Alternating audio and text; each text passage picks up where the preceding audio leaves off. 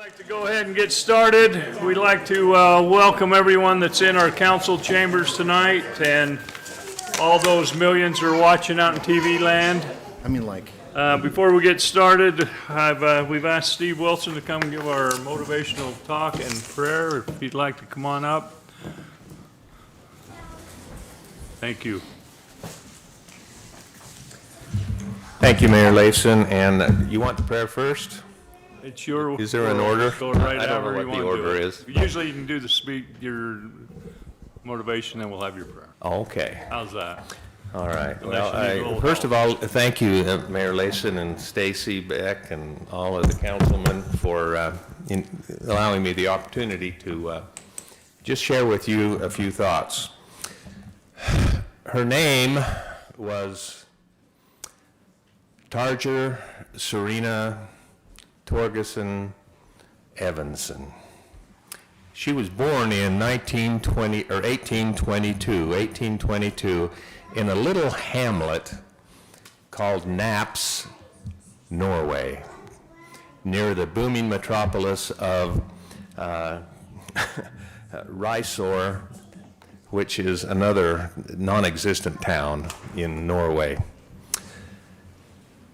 At 21, she married a sea captain by the name of Evanson, Heinrich Evanson. They had 4 children. Soon after they were married,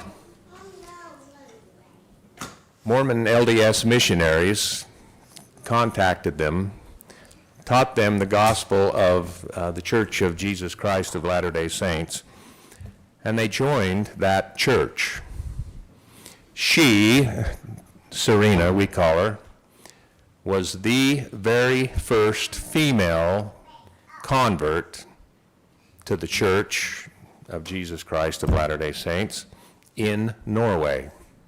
Her husband was one of the first handful of males that ever joined the church.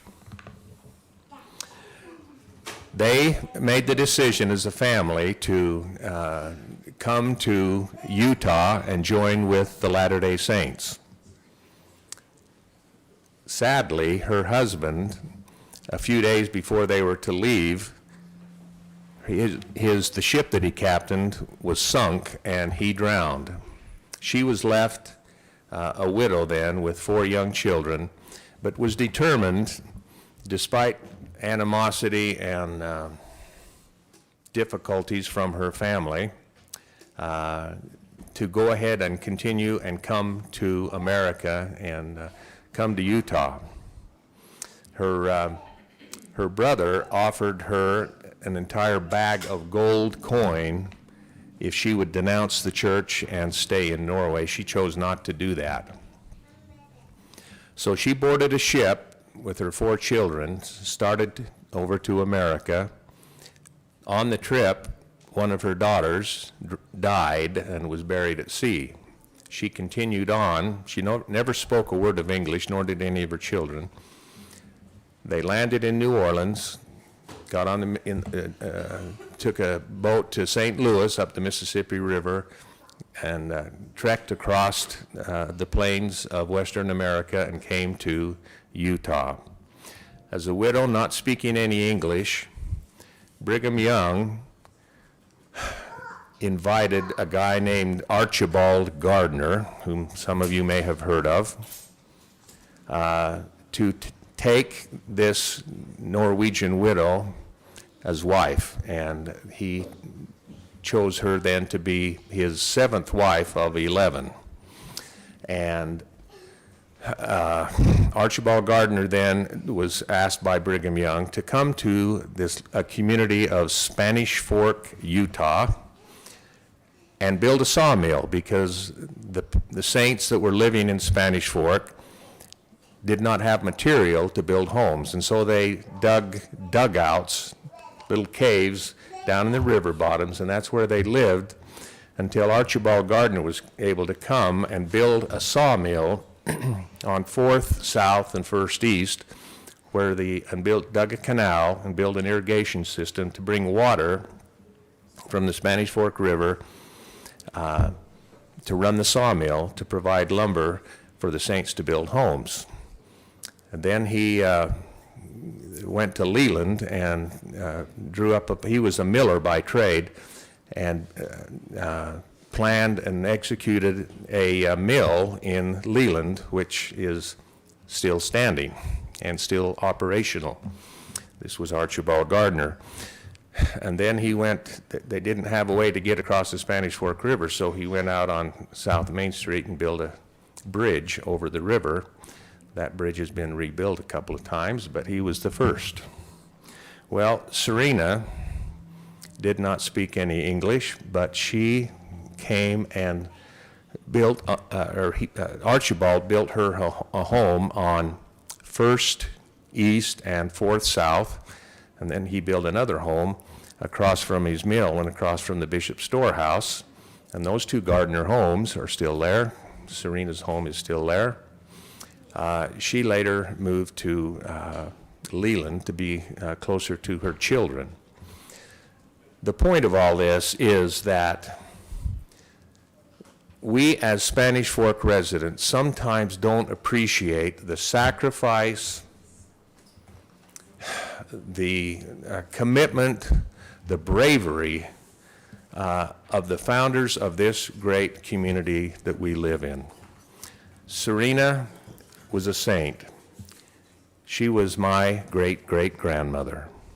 She was Mike Mendenhall's third great-grandmother. She was a saint.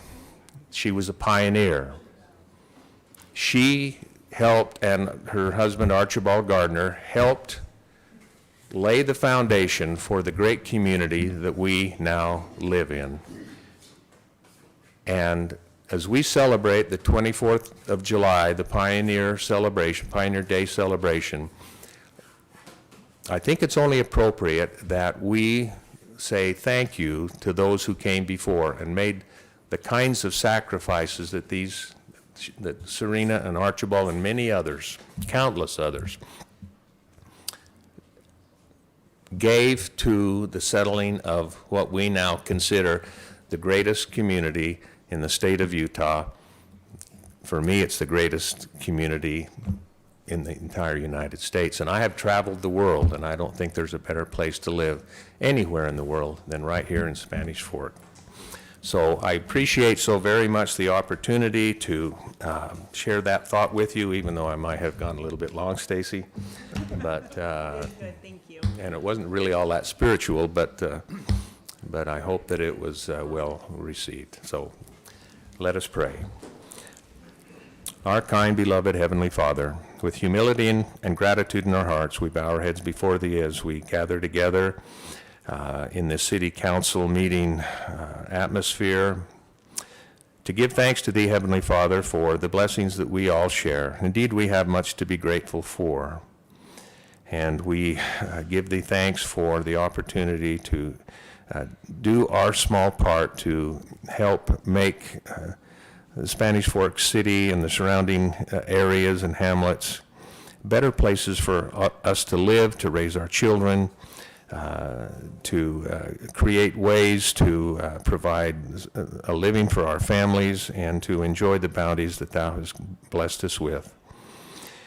We, at this time, Heavenly Father, ask that Thou will temper the elements that we are experiencing at this time, and would ask that Thou would send rain and moisture to this great land, that our crops and our fields and our water supplies might be replenished, that those all of us who rely so heavily on the water and the growth and that it provides might be able to continue to have a quality of life. We are so grateful, Heavenly Father, for this august council that exercises and directs and leads and guides our community, and we ask this night that Thou will bless each and every one of them, that they will be able to make sound decisions and help direct this community in a way that would bless and benefit all of us. Again, Heavenly Father, we give Thee thanks for that which we have and that which we have been blessed with, and we offer this prayer in the name of Jesus Christ. Amen. Thanks, Steve. Thanks, Steve. I've asked Councilman Argal to lead us in the Pledge of Allegiance. If the audience would please rise, place the flag and repeat the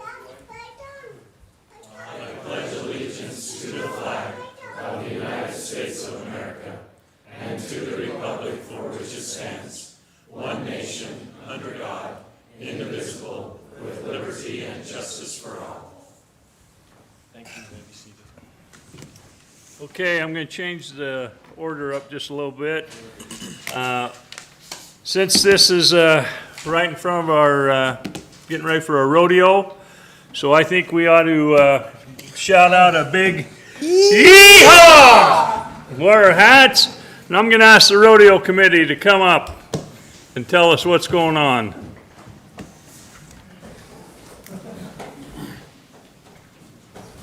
Wow. We'll get the white end of the lanes on. Golly, I love the hats. That's awesome. So cool. Gordo, yours might blow off. Is it tight? It's tight enough. I like it. Yep. All right. Oh, trust me. I'm looking, I think we have the entire rodeo committee here tonight. It is. So, pretty cool. We have our queens here. I'm excited. We're 1 week away. This time next week, we'll be in final prep. You guys will probably be going around the arena, waving to all your adoring fans. It's going to be fun. The public's excited and ready. We have sold tickets at a quicker pace than we ever have, for sure. If you haven't had a chance to get your tickets, the final 4 nights are all sold out. We still do have a few tickets available on Tuesday to our Extreme Bulls night. It's a fun night. If that's the night you end up going to, don't feel like you got shortchanged. It is a really fun night. We have mutton busting in there between the bulls. We have a youth breakaway roping event this year that'll be really fun. So I always, whenever I come here, I feel like I need to thank the mayor and council for their support. We couldn't do what we do without you guys' support and help. So thank you. I sincerely mean that. We have one of the best rodeos around, and it's in large part due to you guys. So thank you. I want to give our royalty, who's here with us tonight, a minute to introduce themselves. Anyway, we'll turn the time over to them. Hello, I'm Addison Mcmullen. I am a 16-year-old girl from Oakley, Utah, and I consider Spanish Fork my second home because I just fell in love with it. I was the Diamond Fork Riding Club queen last year, and now I am the Fiesta Days Rodeo queen, and I'm super excited to be here. Thank you. Hi, I'm Bailey Whitehead. I'm the first attendant. I'm 19 years old and I'm from here in Spanish Fork, Utah. So I'm really excited to be able to promote my hometown rodeo this year. And I grew up here playing basketball my whole entire life. I played for the high school team, but I just could never get over my love for the Spanish Fork rodeo. So I decided one day I wanted to promote it and be an advocate for that. And so here I am, and I'm very grateful for you guys for helping us get the rodeo started this year with all of last year. And yeah, I appreciate everything you do for us. Thanks, Bailey. I'm Rachel Whitehead. I'm the Diamond Fork Riding Club Winter Series Queen, and I am so excited to be mentored by the Fiesta Days royalty. I'm 13 years old, and I am Bailey Whitehead's sister, so it's kind of cool that we get to work together this year. Right. Congratulations. Nick, come and introduce your committee. Just right. So our committee consists of the mayor, Steve Leifson, Whites, trying to think what your real name is, He knows his real name. That's good enough. Just Jeff. Jim. I'm a wannabe queen. We have Kevin Parker, Chris Ivy, Doug Ford, Seth Perrins, and Dale Robinson. So, yep, I think you guys probably know most of them, but we have a really good committee. Have a great committee, you know, and we really appreciate all the hard work that you guys do to put on this rodeo. It's an all-year event to put this on, so it's just not, we just don't show up in 2 weeks before we start and put this together. So thank you. We appreciate you coming, and we're looking forward to a nice rodeo. Thank you. All right. Okay, the next thing I'm going to do is I'm going to have the employees of the quarter come up.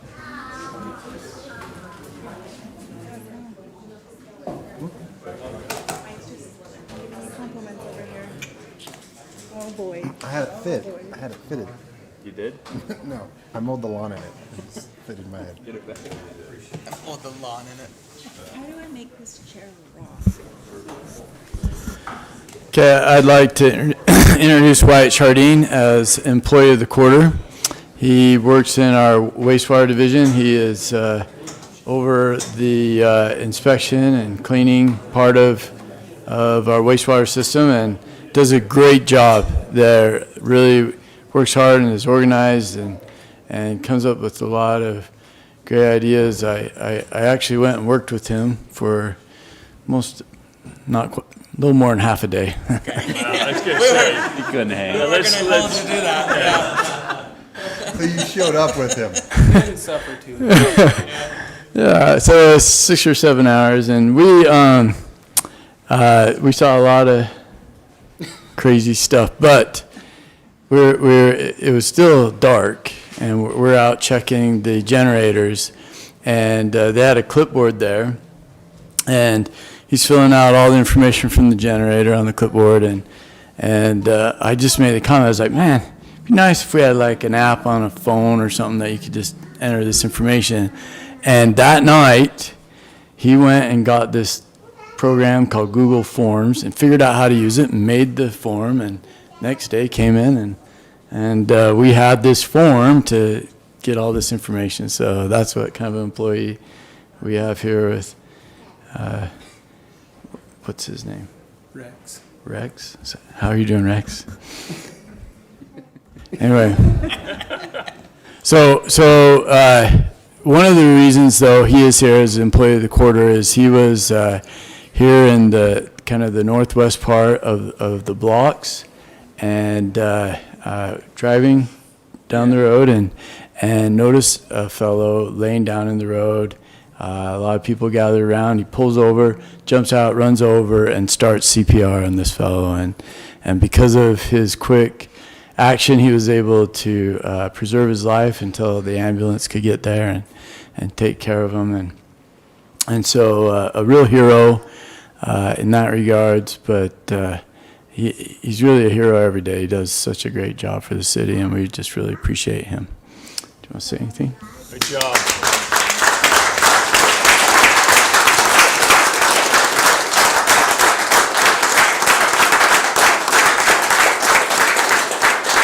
Say a couple words? Sure. Yeah. Sure you will. I just wanted to thank the council members and the mayor and the leadership from Seth down to Chris, down to Corey, and the people that I work with. They make it easy to do our job, and the residents are easy to work for. So it's a great city, and we'll keep making it that way. All right, come up and shake everybody's hands, and we'll give you this little certificate we got here for you. Thank you. Thank you. Appreciate you.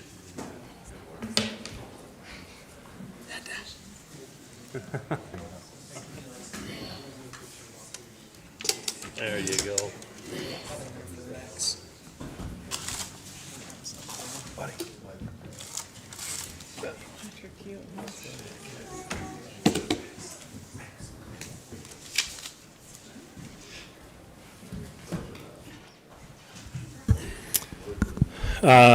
I'm pleased to be here today to introduce one of our employees. We have a lot of great employees in Spanish Fork, as you know.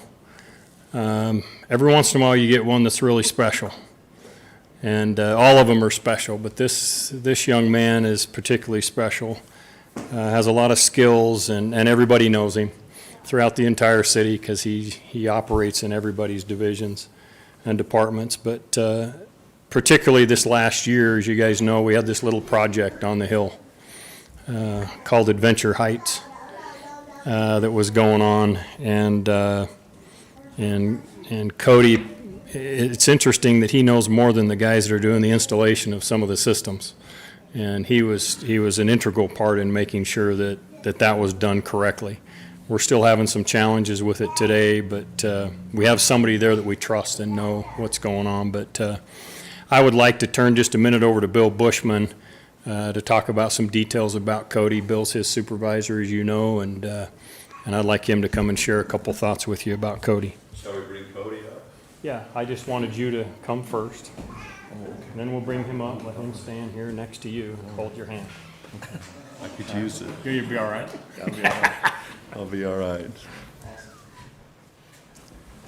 What a privilege it is to be here tonight and talk about our good friend Cody Hanks. You know, what was it, about 15 years ago you started? In July? Yes. We wanted him to start on July 1st. And he said, well, I'd like to, but my baby girl's being born that day, and so I can't start till July 2nd. I thought, seriously? Your baby girl's being born and he's going to come in the next day, and I believe you did. Yeah. Pretty sure you did, yeah. You had that handled, huh, Shelley? Yep, all right. So that, he got off on the right foot. This man's amazing that way. We were working together. I'll tell a couple little stories. We were working together down on the old sheep barns at the fairgrounds, and I think you were only here a couple of days. Yeah, we were remodeling some stuff and putting some panels up on the wall. And Cody and I used to work together quite a bit, and then he was way over my head, and I wasn't able to work with him anymore. But so we had a brand new Makita circular saw with a kind of a long cord, and it was plugged into an extension cord, and he was cutting some lumber. And I couldn't believe it. I looked over there, and the saw sparked, and he had cut right through the cord of that saw. I'm not making this up. So I just looked over at him, and I said, Cody, that's strike one.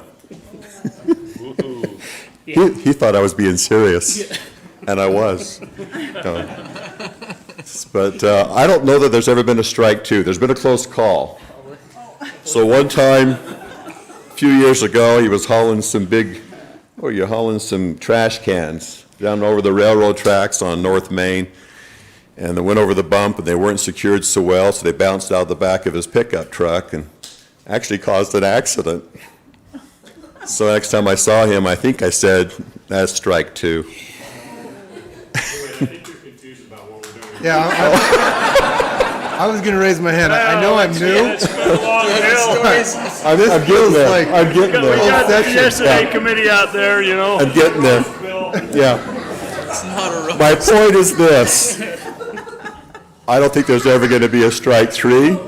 Even if there were, we're keeping this man for life. He's a remarkable man. You've heard the expression, a jack of all trades and master of none. Well, that expression's changed, and now it's a Cody of all trades and master of all. This man has every ability known to man. When there's a problem, he has a solution. And if it's a problem we've never had before, he's creative, and he has a solution. And he is a great team leader. His guys respect him. You know what? Everybody respects Cody.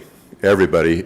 I don't think there's a building or a person in this city that hasn't been touched by the fingerprint of Cody Hanks. So we're happy to recommend him as employee of the quarter. And now we'll just kind of wait around for 2 or 3 years until he's off the list, and we'll recommend him again, because he's that kind of guy. He should probably get it every single time. So thank you very much for this opportunity. Cody, you going to say just a few words there for us? Thank you. Very few. Very few. Did I That's go too me. long, man? Always. Following your footsteps. Strike one.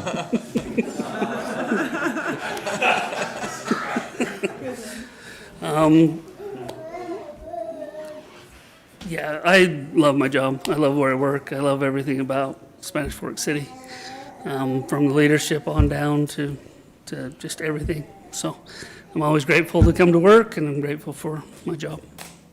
Thank you all. Good man.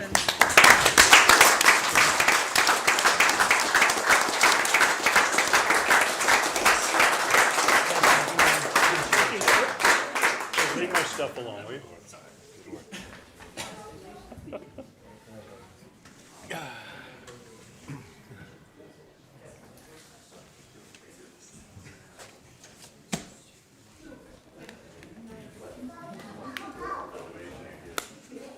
Just so you know, Vaughn, this isn't a roast. We're here honoring.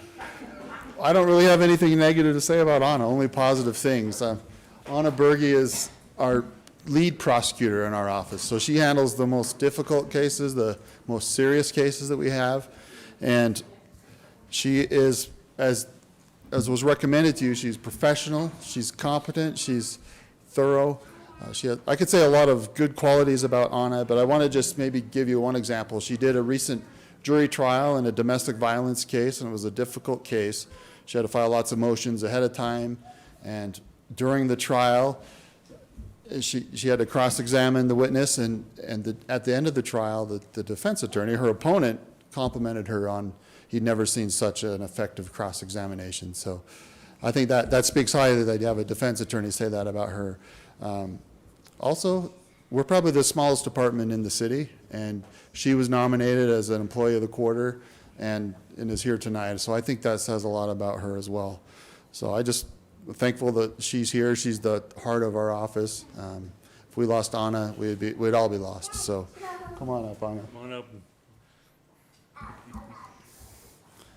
So I'm just really glad that she's with us, and I can't say enough good things about her.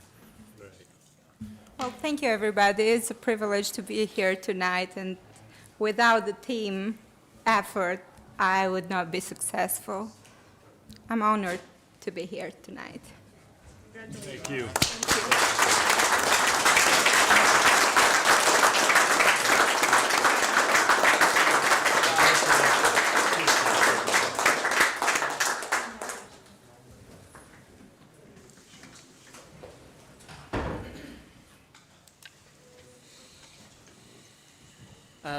The committee that reviews this was unaware of the cord and the tailgate, so we'll meet Cody out in the foyer and strip him of the title. But now you'll notice, you've already noticed, we've historically only had one employee of the quarter, but as we've grown through the years and we have employees get nominated, the selection of one employee has become quite difficult.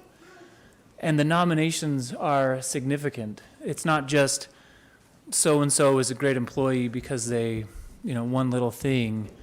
I mean, you have some amazing things happening, and we decided as a committee, as we review these, that with the size of the city now as we are, it's almost impossible to just say, hey, these 4 employees through the course of a year are worth recognizing. And hopefully you got a sense of that tonight as you listen about these employees and how beloved they are to their supervisors. And I think if you went through the line of all of the employees about them, they would have accolade after accolade for the great work that they do. So it's a pleasure and a privilege to work with them and really appreciate their dedication and their loyalty. I loved how Wyatt explained his thoughts, and I think each Anna and Cody would also share the sentiment that it's really easy to do what we do because the public is great to work for. Wyatt sometimes shows up on the worst days in people's houses, and yet he can say what he says. And Anna is definitely showing up to do some of their worst days' work with the public. And Cody has it easy. Cody just has bad days. Cody, I'm so sorry. I'm so sorry that Bill, just let the cat out of the bag there. But we call Cody on some of our worst days, and he comes and solves our problems. And they just simply do it, and with such great attitudes and smiles. So I really appreciate them being here and express my thanks to them from the staff side. So thank you for that honor to them. And that's why you had a few more than normal, and I think that'll be the path we follow going forward, because there are so many that we think are worth recognizing, and you'll get to hear those stories more and more. So thank you for that. Thank you. Can we have them get a picture with you? Sure. All right. Will you come up? Actually, bring your families too if you'd like. We'll get a picture of one. Make clowns.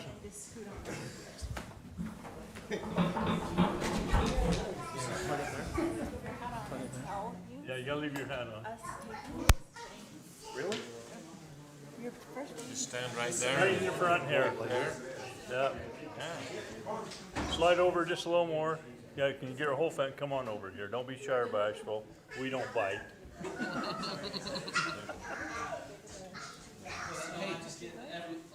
gonna get them all together? Get everybody in here. Close in.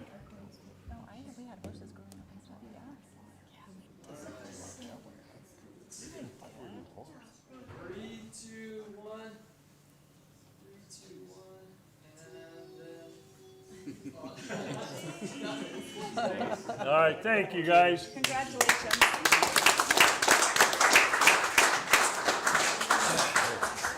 And you don't have to stay for the rest of the meeting, believe me. Yeah, we know you want to. Well, he can, but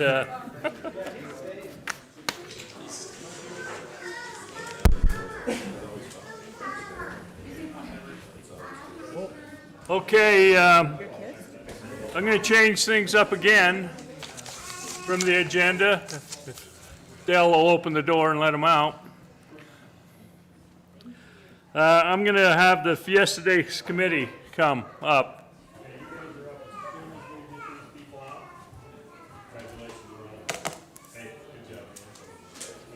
That way we can clear out the building really quick.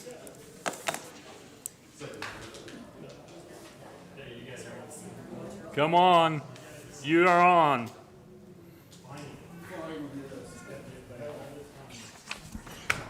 Hi, everybody. I'm Emily Harriman, the events supervisor, and with me tonight Come is on our up here. Fiesta Days committee. Come all stand by me. Shy or bashful? Yeah, you. So we are so excited this year because we get to have a full Fiesta Days, and I'm hoping everybody got the magazine in their mailboxes. If not, we have several of them at the Parks and Recreation office and here at City Hall. So first thing we'd like to do this evening is present each one of you with a Fiesta Days t-shirt. So we have these also available at City Hall for $5 each. So if anybody wants to buy any, just come on down to the city offices. Thank you. So we're so excited to have you and the community join us for all of our Fiesta Days events. So I would, we've got a little heckler over here. Thank you saves off the belly anyways. So I'd like to go ahead and introduce our committee to you. We have our current chairman, Ron and Allison Nielsen. We have our past chairman, Clint Muhlstein, and his wife Karen, who couldn't be here today. And then we have our co-chairs, who will be our chairman next year, the Warners, Mark and Mindy. And so we're going to go ahead and talk about a few of our Fiesta Days events. I will start first since I'm here. So one of the events I'm really excited about this year is Spanish Fork's Got Talent. We have so many talented individuals in the community, and this event will be held on Thursday night at the City Park at 7:30 p.m. It is a free event, and this is the finals. So everybody who's on stage, they turn in their auditions electronically, and they have been selected as the top ones to compete on stage. First place winner gets $300. Second place winner, $200, and third place winner, $100. So make sure you guys are out there and cheer really loud for your favorites, because the people we cheer for, that really helps when it comes to those who are chosen for the winners. And then next I'll have Clint here talk about his favorite events. Wow, what an exciting time of year. This is great to be here and have a full Fiesta Days, and it's great to see you all here with your cowboy hats on. It was just fantastic. So we thank you for your support and the community for all their great support. It's fantastic to see all the volunteers and see what's going on. So we appreciate that. So my event is the craft fair, and we just want to encourage everybody to come out and see the craft booth. It'll run from July 21st through the 24th, and it'll start at 10 a.m. and go to 10 p.m. And it should be great. I know that there's a lot of crafty people in our community that are out, making shirts and clothes and all kinds of different products, jewelry and things like that, and we'd encourage you to come to that. One of the changes that will be going on with the craft fair is it's usually over here on this side of the fence, right over here on this side of Main Street, but it's going to be over on the park, on the east side lawn over there. So we just encourage you to come out and participate in that. And we're just excited to have a full Fiesta Days. This is great. So thank you very much.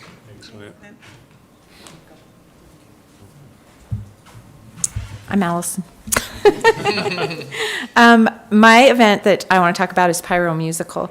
And first of all, I just want to thank the council and the mayor for letting this happen this year, because this was an activity that we weren't sure was going to be able to happen, and Spanish Fork City has just came out so willing to provide and donate and make this happen. And this will be this Friday night. It's a huge fireworks show. We're having the main band, the Flashback Brothers, come back again.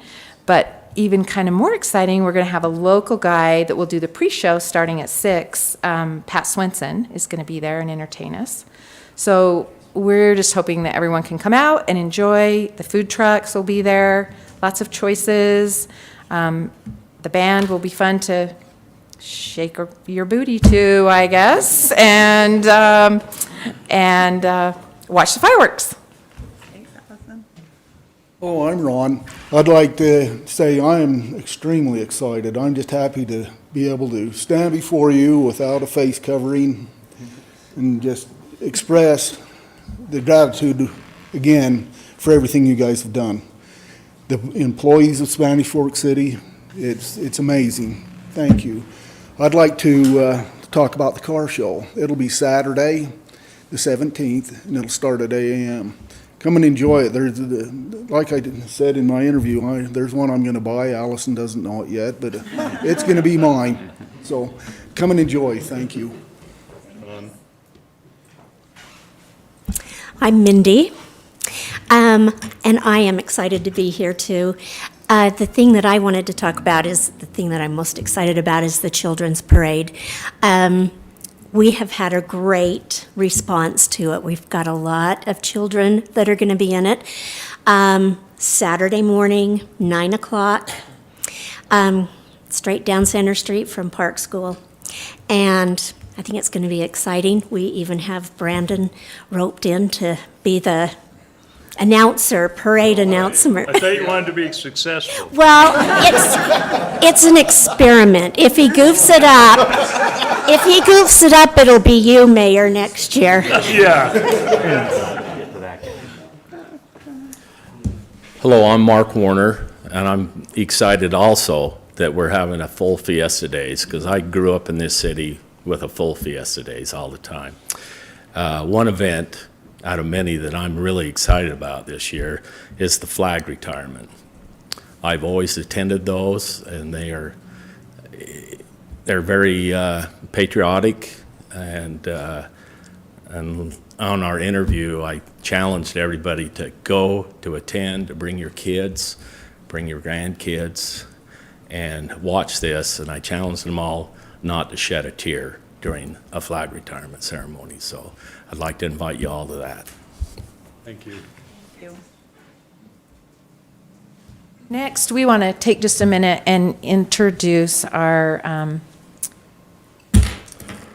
Grand Marshals. Thanks. Thanks you. Neil and Susan Taylor. We want you to come up here.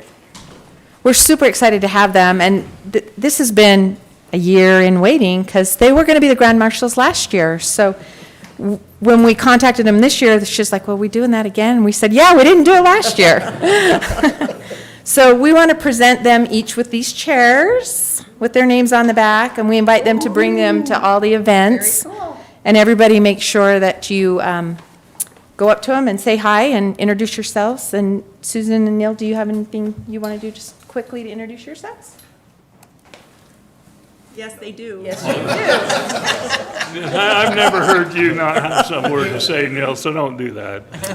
I just want to thank everyone. This is quite an honor, something I didn't expect, and it's pretty cool, I think. We're way excited for it. Yeah, been here all my life, and it's pretty hard to break the bonds that drag you back. It is an honor to be chosen to be part of the festivities. Thanks. Appreciate you guys. Okay, well, I'm coming back up because Susan didn't say a whole lot. So some of the reasons why we chose her as Grand Marshal, which you'll also see in the Fiesta Days magazine, but Susan has done so much for our community, such as the Winter Lights Parade, and there's just such a long list. Do you mind coming up and saying some of the things of why we chose you? Filled all those eggs. The East, and the other thing I want to point out too, so Susan and I have been talking about her float for the parade, and she's including all her family, her children and grandchildren. They're all going to be wearing Fiesta Day shirts, so you can't miss them. But one thing she told me is she's in this position because of her family and all the things they helped her with. So do you want to say anything more? Talk about some of the things you've done with the chamber and for our community? Well, I've helped with quite a few Easter egg hunts through the years. I have no clue. And we've made tons and tons of grab bags for the Easter egg hunt. I don't know. I don't and tons say a lot about myself. Tons would probably be the correct weight. She's been an integral part of the city through the chamber and everything else, and have a business on Main Street. So Susan's done a lot, and this is a well-deserved honor for you. So thank you. And you just drag Neil along with you. And Neil, we're glad you're here too. I know why I'm here. I could tell you all sorts of stories about Neil, but we'll wait that for another time. Best done. He says that he had no clue who he's marrying when he married me. He says, I've drug him through pillar and post, and he's got road rash on him. Well, we're super excited, Neil and Susan, that you accepted this. And when Susan and I even talked earlier this week, she says, you don't do all of those things through all of those years hoping to be recognized or, be Grand Marshal and ride in the parade. And I think it's super cool that you have your 9 kids, 25 grandkids, riding with you. Because I think, Susan, we're saying all the things you've done, but Neil has been there with you. Yes, he has.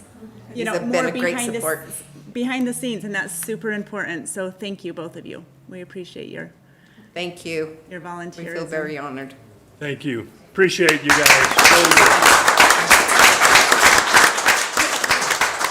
If I can I have the Fiesta Days committee come up here real fast? I just want to give them a quick little gift. We work together all year long, and this is just my small token of appreciation.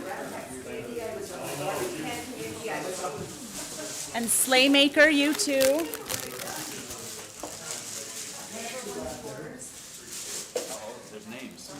There's names on them. There's Clint.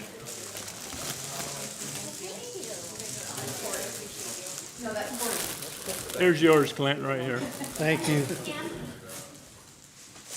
Bronco?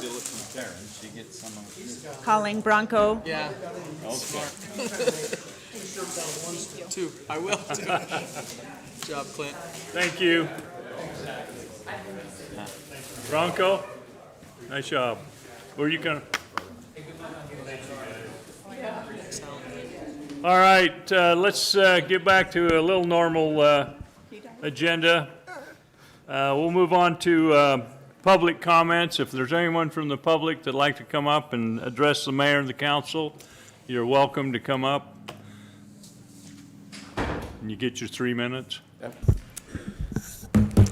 Hi, my name is Derek Gesselson. I just had a quick item of consideration for the council.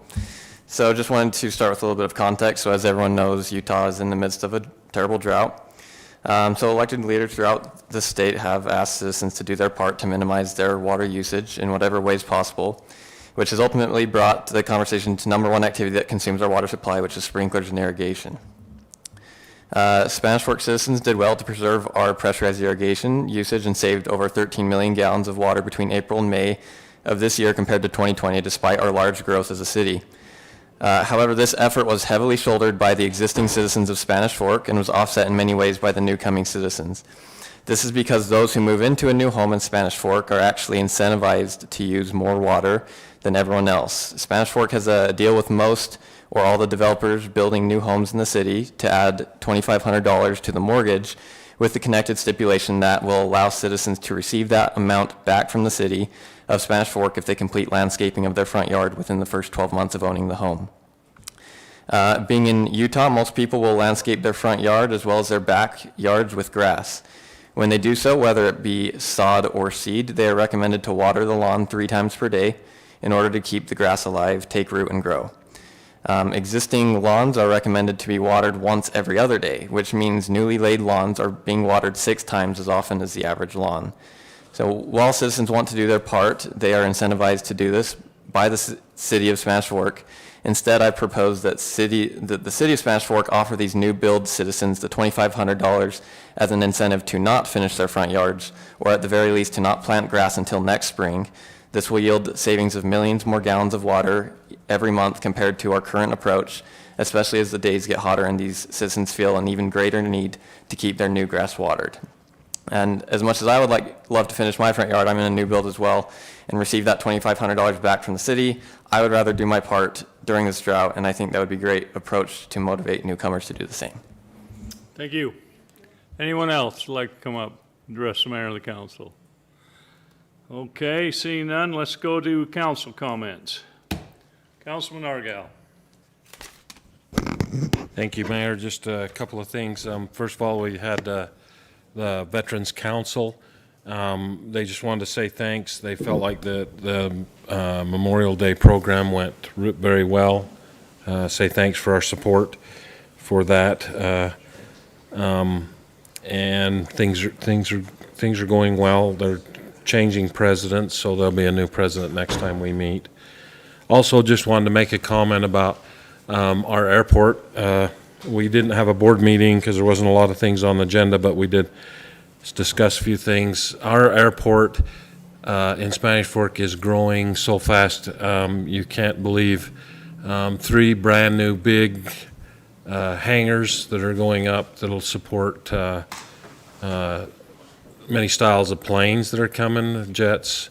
And these hangars mostly have already been already been leased out as soon as the hangars are done. They did tell us something the other day when we were doing a little tour. Me and the mayor went with them.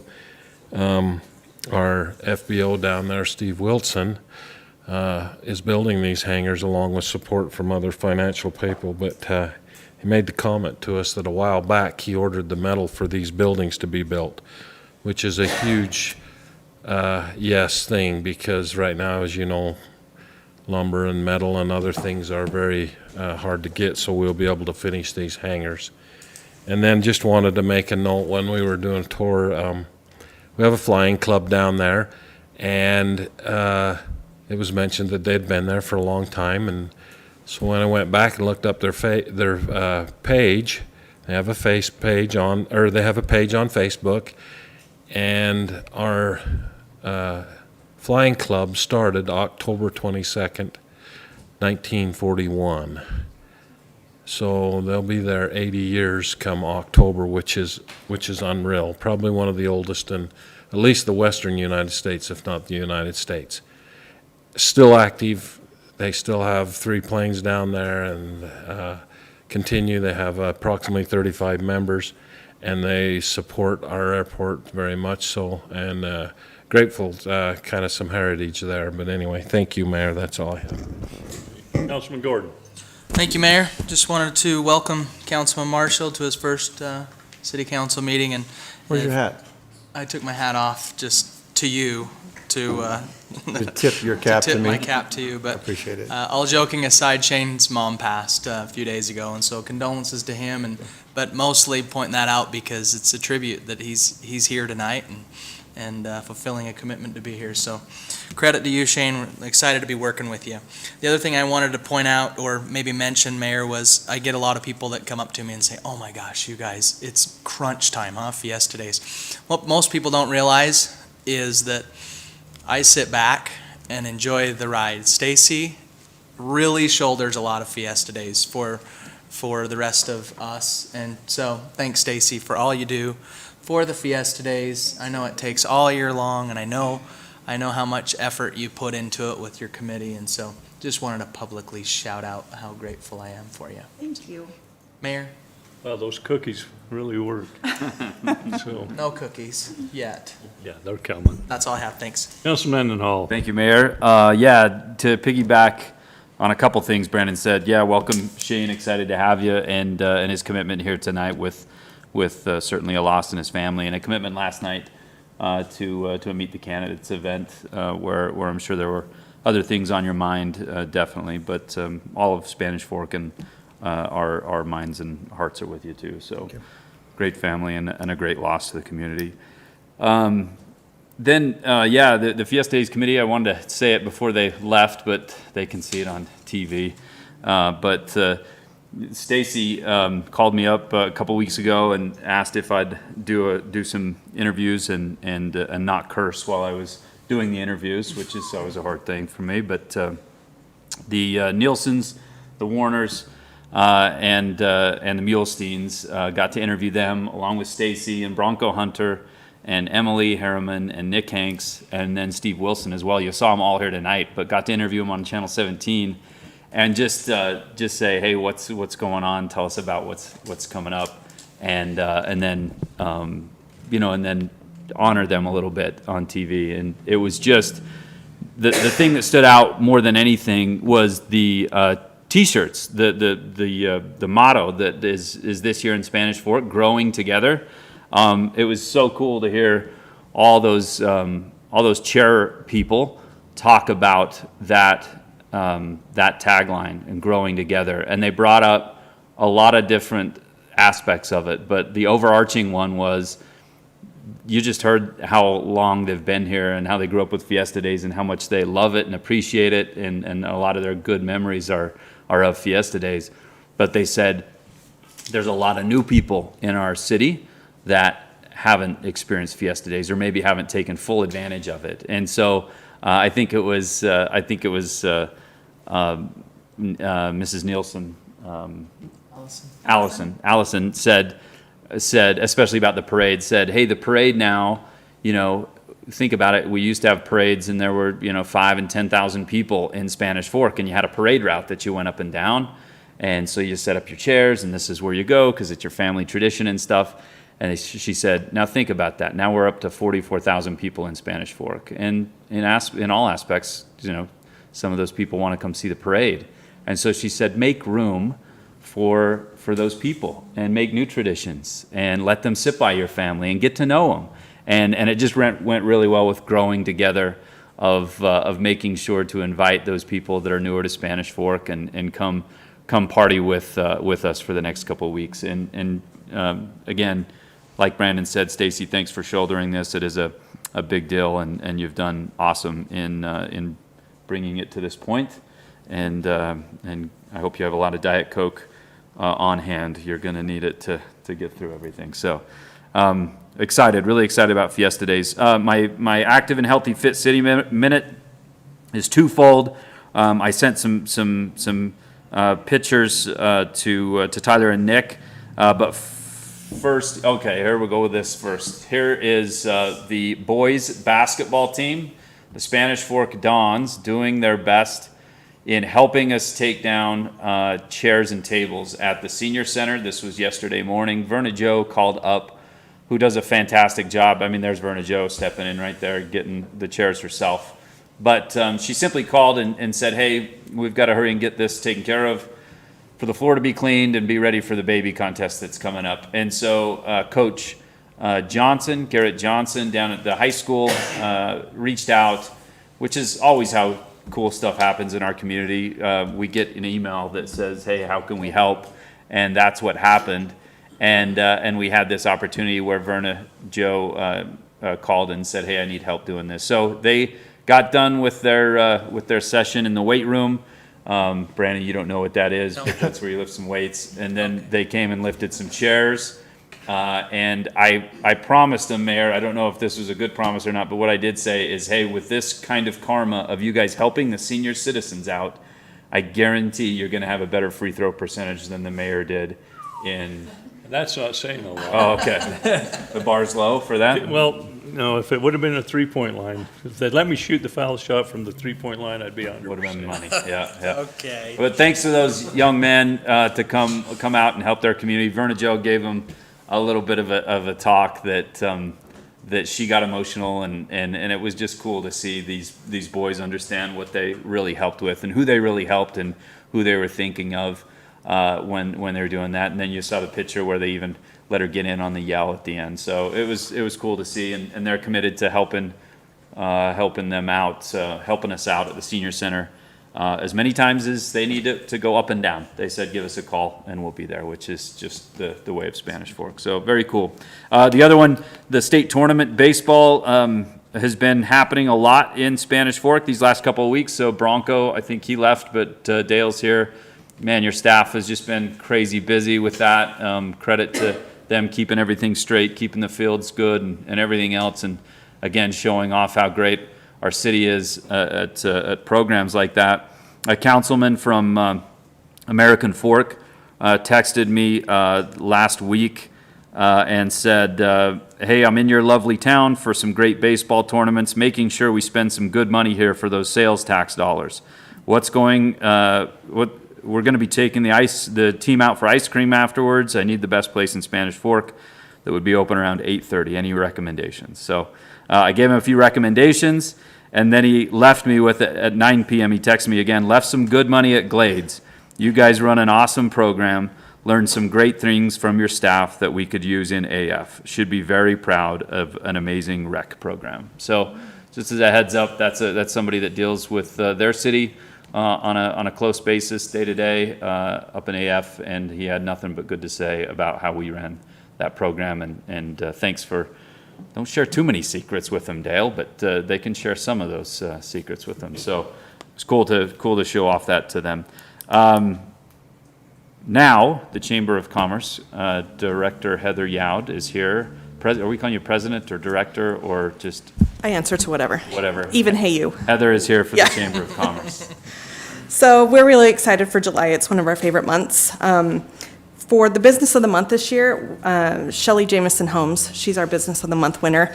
Shelley is awesome. She does some great things for the community. She runs a newsletter that she publishes every week about happenings all around town.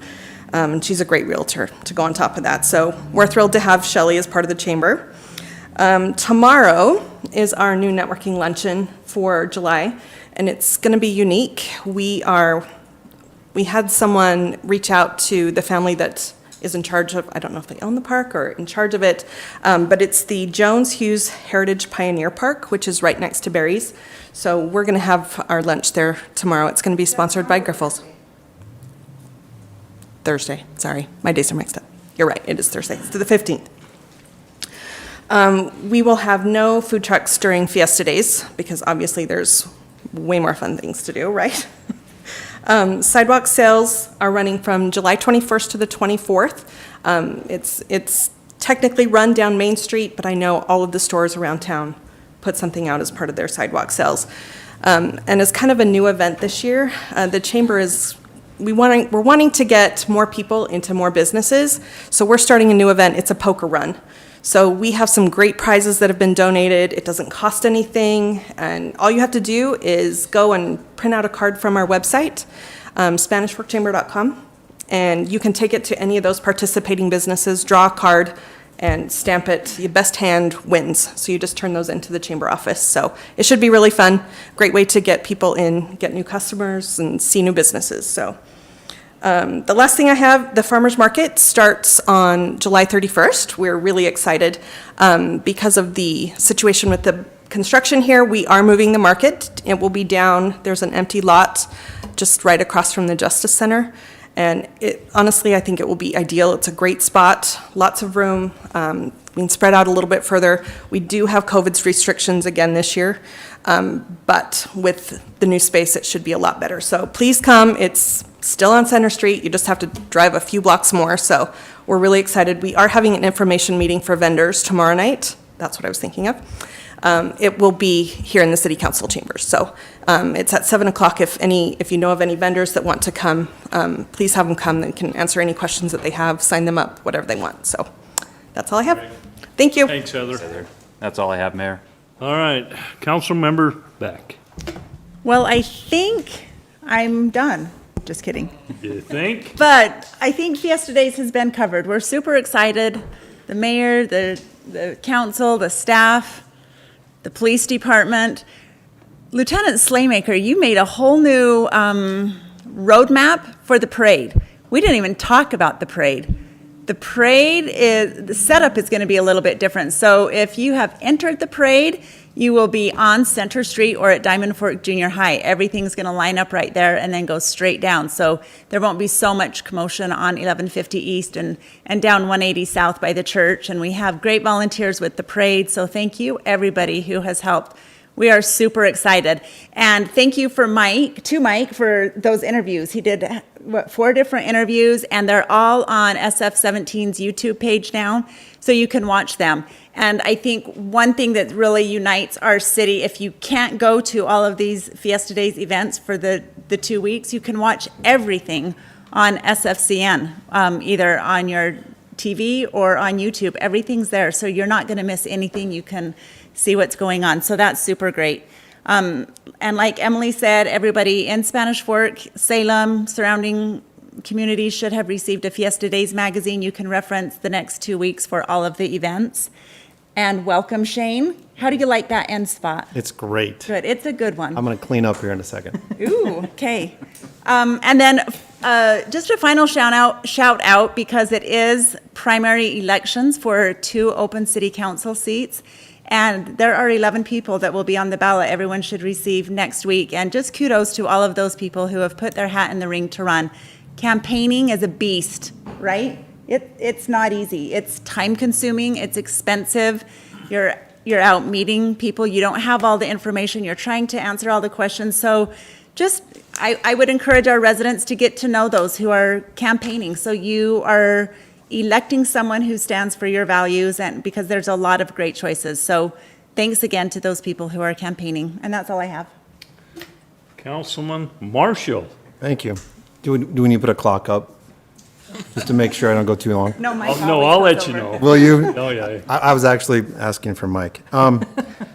So I went to a few things in my duties as a council member over the last little bit. The Utah Lake Commission met on June 17th, a day after I think I was sworn in. Had an update on the lake level I thought was pretty interesting. It's at 62% of normal, and they think it'll be at the lowest level in its entire life this summer. So we are in a drought. We all can do our part, so let's make sure we do our part. What else? Went to the South Valley Animal Shelter meeting just today. There will be a clinic in Springville on August 7th to go get your pet with a license. And one fact that they had there today was pretty interesting. 96% of the dogs that go into that shelter come out, which I think is a pretty good number. They're pretty proud of that, so that's a good thing. They're doing good work down there. Fit City, I don't know if we've ever talked about after the event that you had the other day, or a few weeks ago. Incredible event. Congratulations to Dale and his staff, and Susan Chapman did an incredible job. It was a fun day, and Mike, you should be proud that you took it as far as you did. It was a good event, and I was glad I was there to represent the city. It was a great job. Don't know if I can do this part. I just want to say thank you to the police department, Chief Adams and Lieutenant Slaymaker. Your folks that came to my house on Thursday were incredible. It was it was a tough day, and they did a great job. I got a call from Officer Nilsson letting me know that my mom had passed, and terrible call for him, terrible call for me, but an incredibly professional job by your staff, and they should be proud. We as citizens should be proud of them. So just thank you and your staff. I appreciate that. And thank you all for the condolences. The flowers were awesome. I appreciate it. My family appreciated it. So not a great way to start my first city council, but I do appreciate it. I'm happy to be here, and if I wasn't, she would absolutely kick my butt. So I didn't have a choice. So it's good to be here tonight. And so thank you, Mayor. Thank you for the well wishes. Thanks, Shane. Yes, we want to welcome Shane here, Councilman Marshall, to our council, and he'll be a great asset. And I just want to say, I know we've talked about Councilman Beck with the Fiesta Days, but each one of these council members up here all have board assignments, and they all fulfill their board assignments. Unbelievable. And I really appreciate that, because we can't go to everything. And so as you hear, we get a report back of what went on, and it helps us to understand what's going on in our city and what we're responsible for. And I just want to shout out to each one for all that you do. I really appreciate that. And, you know, I appreciate Shane taking over the reins from Councilman Scobes and fulfilling his responsibility. We did switch one. I've given Councilman Argyle the veterans, and I've given Councilman Marshall the airport. So we'll bring you up to snuff on that, and you'll be able to go from there. Okay, let's go. Whoa, I guess I ought to say something. Whoa, you're not on the horse. Whoa. You're wearing the hat. Yeah, where is my horse? I was on that horse at one time. He says. Yeah. All right.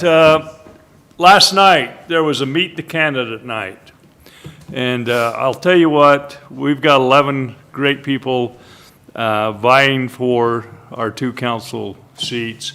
And I would just admonish everyone to study out your candidate, find the one that aligns with your values and what you would like to see happen in this city, and then exercise your right to vote and get out and vote. You know, everybody likes to complain about things. If you haven't voted and you haven't been involved in it, then, you know, that's how you can get the people in that you want for your values. So please do that. We had great participation in the candidates. They answered all the questions good. A couple here didn't do too shabby, so you guys did all right. So I just, it's hard to get up there and be on the spot. And I'm glad I'm not doing it this year. So thank you. Mayor, I would say for everyone out there, if you want to get to know them, call them. All of them are open. Yes. Willing to take the call, willing to have any kind of conversation you want with them. So just call them and see if their values align with your values. Yep, exactly. They're all transparent. They've all got their numbers out there. You can reach out to everyone and you can talk to everyone. So do that, please. Okay, now, Councilman Gordon. Motion to approve the consent items. Got a motion by Councilman Gordon. Second. Second by Councilman Argyle. All in favor, say aye. Aye. Okay. Ordinance 1221, amending this code regarding code enforcement penalties. Mayor and council, this ordinance before you tonight is to address several different sections of our code relating to nuisances, signs, building enforcement. I'm forgetting a few, but we met as a staff, we had a committee that met to discuss how we could get better compliance with some of our code enforcement issues. And the recommendation was to adopt a tiered approach of enforcement so that they would all start out with a $500 fine, but if you complied on your first offense, it would be reduced all the way to a $100 fine. And on a second offense, it could be reduced down to $300, and then with the third offense and beyond, you know, there wouldn't be any reduction. And that's part of it, but also I think it's set up to be an administrative violation or administrative penalty. So you can resolve this outside of the criminal system. You don't have to go to court for this if you choose. If you choose to fight it, then you have that due process. You can go to court and have that taken care of there. But those are the two key features, that it's a tiered approach and that it's an administrative system that you can resolve your violations outside of the criminal process. Any questions on the proposed ordinance? Okay, this is a public hearing, so I'd entertain a motion to go into public hearing. So moved. Second. Got a motion by Councilman Argyle, a second by Councilman Gordon. All in favor say aye. Aye. Is there anyone from the public who'd like to come and talk about this ordinance? Seeing none, I'd entertain a motion to go out of public hearing. So moved. Second? Got a motion by Councilman Gordon, a second by Councilmember Beck. All in favor say aye. Aye. Any questions or comments? I have one. Okay. Vaughn, was it the intention to take away the Class C misdemeanor altogether? No.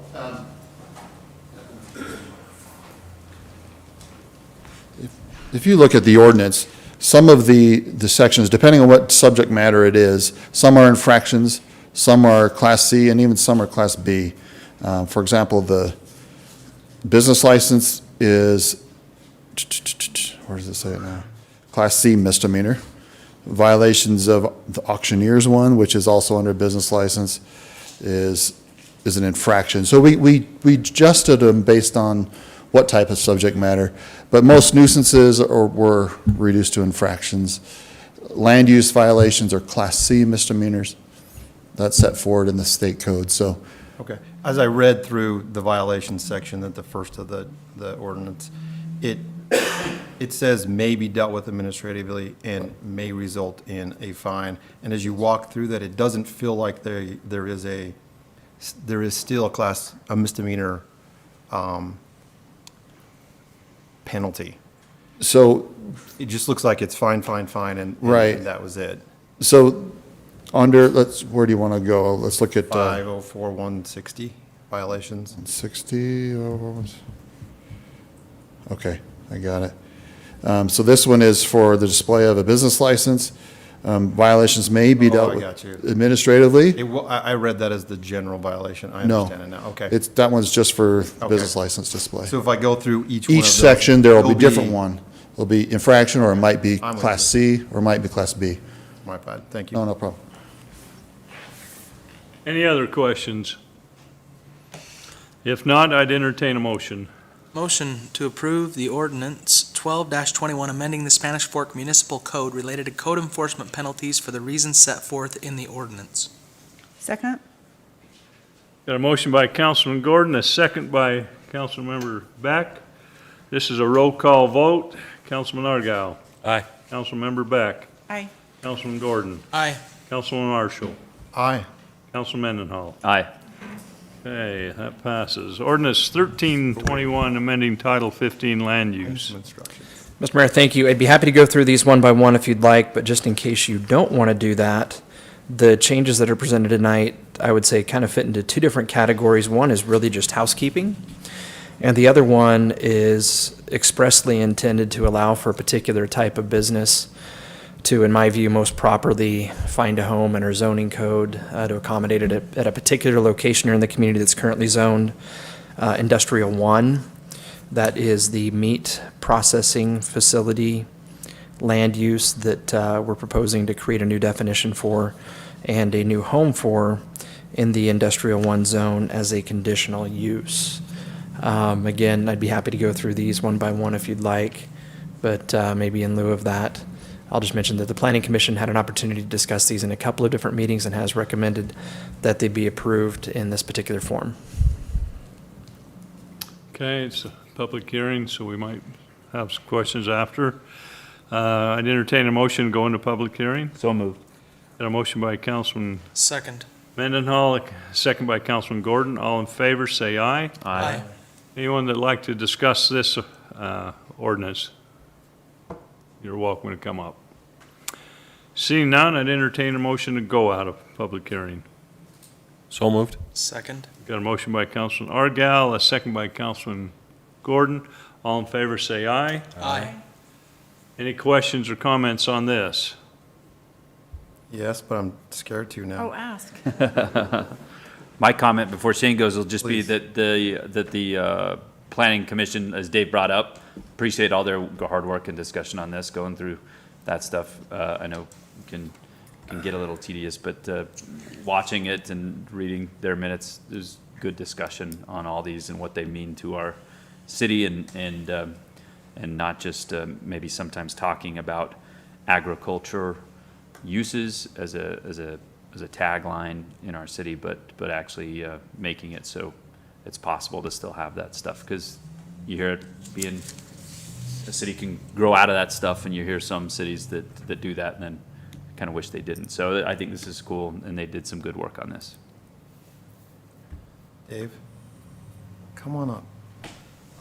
Under the special use, or the, especially, remind me what that means, the special condition. The conditional use, yeah. You can all help me out here, come on. This is my first time. So, under the We're gonna let conditional you- use, under we'll let meat you- processing facilities, you kind of clarify, you put some boundaries around 20 acres, 500 or fewer animals, 24-hour.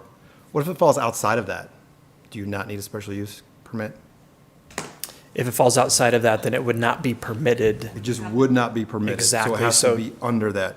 So why don't we define it as that instead of, this is a weird place to find the Yeah. definition of it. We easily could have done that. We went back and forth just in our office, I think even before we conferred with our legal department about this approach. You certainly could do that. Okay. I mean, I don't know if I have strong feelings either way. It just felt like you read the definition and then you get some clarification later in the code. It just seems odd. Any, Clear back. got that? Okay, anything else What you are want? you going to do with it? I didn't recommend anything. Hey, I will do whatever the council wants me to do with it. That's what, Maybe just expound why you landed. Sounds like you discussed that. Why did you land back? you know, where you did? it was Brandon Snyder and I in our office that talked about that. Here's, as best as I can say, and I genuinely don't have strong feelings either way. So if I understand Councilman Marshall correctly, he's suggesting that maybe under the definition of meat processing facility that we have listed on page 2 of the memorandum, that we simply include there the minimum acreage requirement. Gotta make sure it's a 20 minimum, acres. right? Yep. Is that a minimum, not a maximum? Let me just say Well, it's a the acreage maximum, it's less requirement. than. Yeah, thank you. The maximum acreage requirement and the provision that, for example, there be no more than a certain amount of animals processed in a day and that animals not be kept on premise for more than a day as part of the definition of the use versus defining that where we have it listed as the conditional use. I think our thought that we came to is that really this is the use as we have it defined. This is what the facility does, the way we have it spelled out on page 2.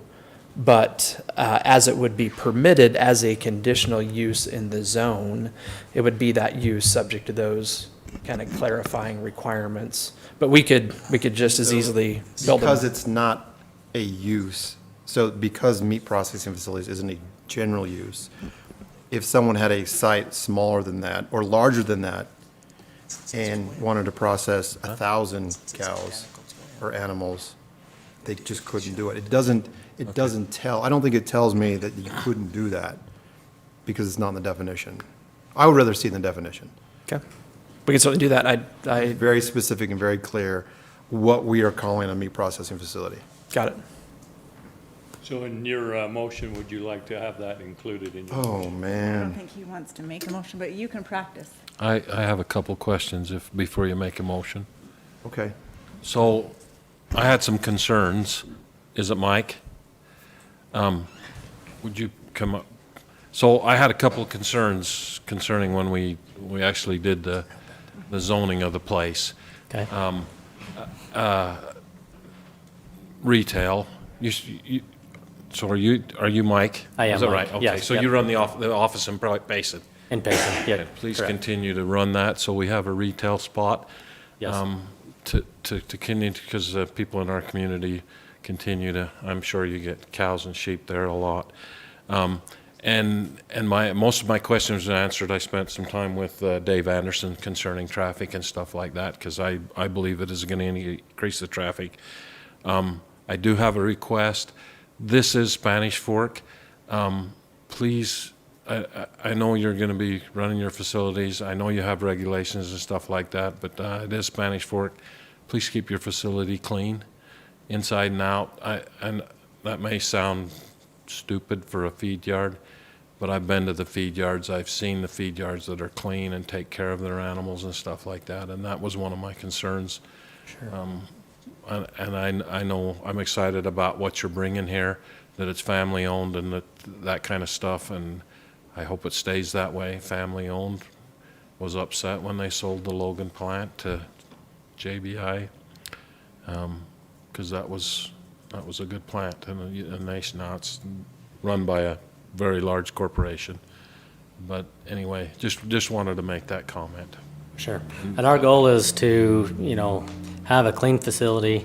Our goal is to remove any waste on a daily basis, with also extending a wash down to prevent odor and smell, and also take care of the grounds grooming. We want it to be a respectable facility. We realize what we do is not appeasable to most, but we provide a great service for the state of Utah, and we appreciate you considering this opportunity. So, thank you. Thank you. Smith. While you're still up there, Mike, I just appreciated hearing that you had set up, or staff had set up, and you were willing to meet with some neighbors and listen to any concerns. So it was a great meeting. Yeah. I think we were able to get that all on the table and discuss what our outview is on this, and they were receptive to that, and we're open to have any more discussion that needs to be had. So I think that was really good to be out front, and like Chad says, you obviously have people that will tell you how to, I don't know, your oversight, right? Yeah. They come and check on you, and you'll do a good job. I have complete faith in you, and just the fact that you're meeting with neighbors, letting them know you want to be a good neighbor. Really appreciate. It's gotten to the point where in Draper we don't offer people to come through and tour the facility, but I'd like to get back to that. I think people need to see that and be a part of that. And how we go about that is we've got to look at that and how we approach it. But I think it's important to educate what we do and have a transparent operation as well, so cool. people can see that. Great. Thanks, Mike. Thanks, Mike. You bet. Appreciate that. All right. Any other questions or comments? Maybe just an effort to kind of restate what I think I heard Councilman, For me too. It's going back. It's all good. It's Yeah, all good. thank you. In terms of incorporating that into the definition, the way you described it, I simply would have the definition remain the way that it is and continue the last sentence to say on sites of less than 20 acres that process 500 or fewer animals in a 24-hour period of time, period. Yep. Okay. Yep. That's exactly it. Thanks. Okay. So whoever makes the motion, make sure you include that. All right, I'll give it a shot. Jeez, hold his hand. Do not Stacy. roll your eyes. Come on, let's see if you can do it. Go for it. All right. I move to approve ordinance 1321, amending Title 15 land use of the Spanish Fork Municipal Code related to the various text amendments, with the addition of adding to the definition of a meat processing facility that it must be on a site of less than 20 acres that process 500 or fewer animals in a 24-hour time period. Second. Got a motion by Councilman Marshall, second by Councilman Argal. This also is a roll call vote. Councilmember Beck. Aye. Councilman Gordon. Aye. Councilman Marshall. Aye. Councilman Mendenhall. Aye. Councilman Argal. Aye. All right, that passes. New business. Swift Creek proposed preliminary plat for master plan development property located approximately 1,000 south, 3,400 east in the R115 zone. The subject property for this project is on the north side of US Highway 6, getting really, really close to the mouth of Spanish Fork Canyon. 3,400 east is the road that we see just there, kind of on the right-hand side of the image. The property here is a little bit different in terms of its zoning. Oftentimes when preliminary plats come to the city council, they're accompanied by a proposed zone change. In this case, when the property was annexed within the last couple of years, The R115 zone was assigned at the time of its annexation. So what's before the council tonight is a proposed master plan development, the preliminary plat for that, for a subdivision that meets the city's criteria as a master plan development in the R115 zone. And frankly, it's really that simple. As proposed with 85 lots, the project conforms to the different requirements that we have in terms of how many lots would be allowed in the project. One of those criteria being just an absolute not to exceed number of homes per acre. The other one being a requirement that the average lot size in the project not drop below, in this case, 15,000 square feet. And in as much as the project meets those two criteria and the other provisions that we have for master plan developments in the R115 zone, the city council can approve it. In this case, the planning commission discussed a few different things with the applicant in their meeting last week and recommended that the project be approved. You'll see, for example, condition number 6, it's listed out in the staff report. That was one of the things that the planning commission felt pretty strongly about, and I really appreciated the way they approached that and expressed their desire to the applicant and the way that the dialogue ensued, and we got to the point where the applicant's comfortable with that condition. And with that, the planning commission has recommended that it be approved, just like the development review committee did. Any questions or comments? Seeing none, I'd entertain a motion. I move we approve the Swift Creek proposed preliminary plat for a master plan development for property located at approximately 1,000 South, 3,400 East in the R115 zone with the recommended actions and findings. Second? Got a motion by Councilmember Beck, or Mendenhall, a second by Councilmember Beck. All in favor say aye. Aye. Any opposed? Okay. 2114 Podium Agreement. Hey, there's still a lot of council left. It's a long drive. Yeah, I don't blame you. Thank you. I keep drifting this way. Thank you, Mayor and Council. Excited to have this agreement on your agenda tonight. This is a new service that was approved in the budget last month. But what Podium is it's two-way text messaging communication, including multimedia messages, meaning photos and videos can be sent. And the goal of this service is to allow residents to text the city as another way to communicate and be easy to reach and transparent. So 5 different phone numbers that the city has, including our main 804-4500 number. We will make those numbers textable, so you can save that number in your phone and call it or text it.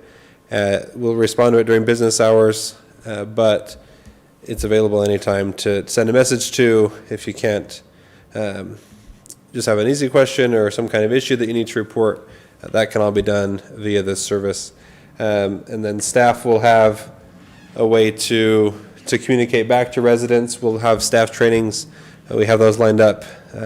Next week, Tyler and I have scheduled to go up to Podium and have a training with them, and then they'll send 2 reps down in August to train staff and get us all going so that we can implement this with the public in September and just have another and hopefully easier way to let residents talk with different people and locations in the city and take care of business. So, any questions?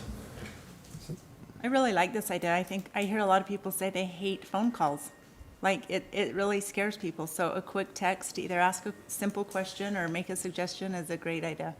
Yeah, and we looked into doing some kind of web chat, but this seems a lot easier. People don't want to be tied to keeping that window open or tied to their computer. This just converts everything to a texting that's easy for staff, easy for residents to just keep that conversation going as needed and get quick resolutions, hopefully.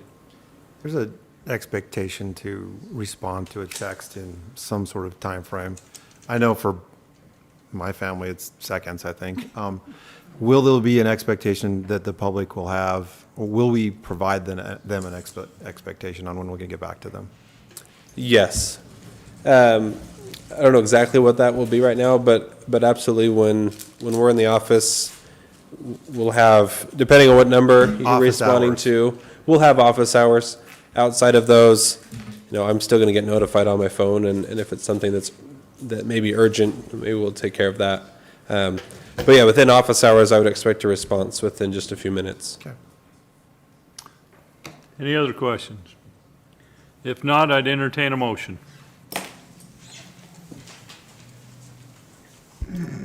Motion to approve Podium Agreement. Second. Got a motion by Councilman Argal, a second by Councilman Gordon. All in favor, say aye. Aye. Any opposed? Okay. Now that that's done, can I ask a question, just education-wise for me? Why do we have to approve that agreement? Because it told us we had to. I know that's what it said in the thing, but I'm just curious Ask as to Vaughn. why that's. Vaughn's the man. It's over 10,000? Is that why? Our city ordinance provides that the mayor has the authority to sign all agreements for the city once they're approved by the council, unless there's a special authorization for other types. For example, recently we did a resolution authorizing the Public Works Director to sign for water rights and water shares and other water-related agreements. So if there's a special, if you want to divest yourselves of that authority and give it to another individual, you can do that through resolution. So because this is an agreement, it comes to us. If it would just be a That's the software general purchase, rule. it Yeah. would not have. Right. Okay. And then I'll just add one thing. This item in particular is fairly routine, but it's a new service and it's a new thing. So we taking advantage of the opportunity to kind of publicize it as well. So it a little bit extra for the sake of that exposure, if you will. Okay. Go ahead. And I'll mention, you'll see this again on our 101 agenda, probably that first meeting in September, where we'll do kind of a tutorial and a big push to let residents know what the service is and what numbers you can text. So that will be coming. We just don't want to get those messages yet since we can't respond. Thanks, Nick. And you have authorized the city manager to do renewal contracts under the terms of this contract. It'll have renewal options, and you've given the authority to the city manager to do those renewals as well. Shane's just wondering, what are we going to do now if everybody just texts the city?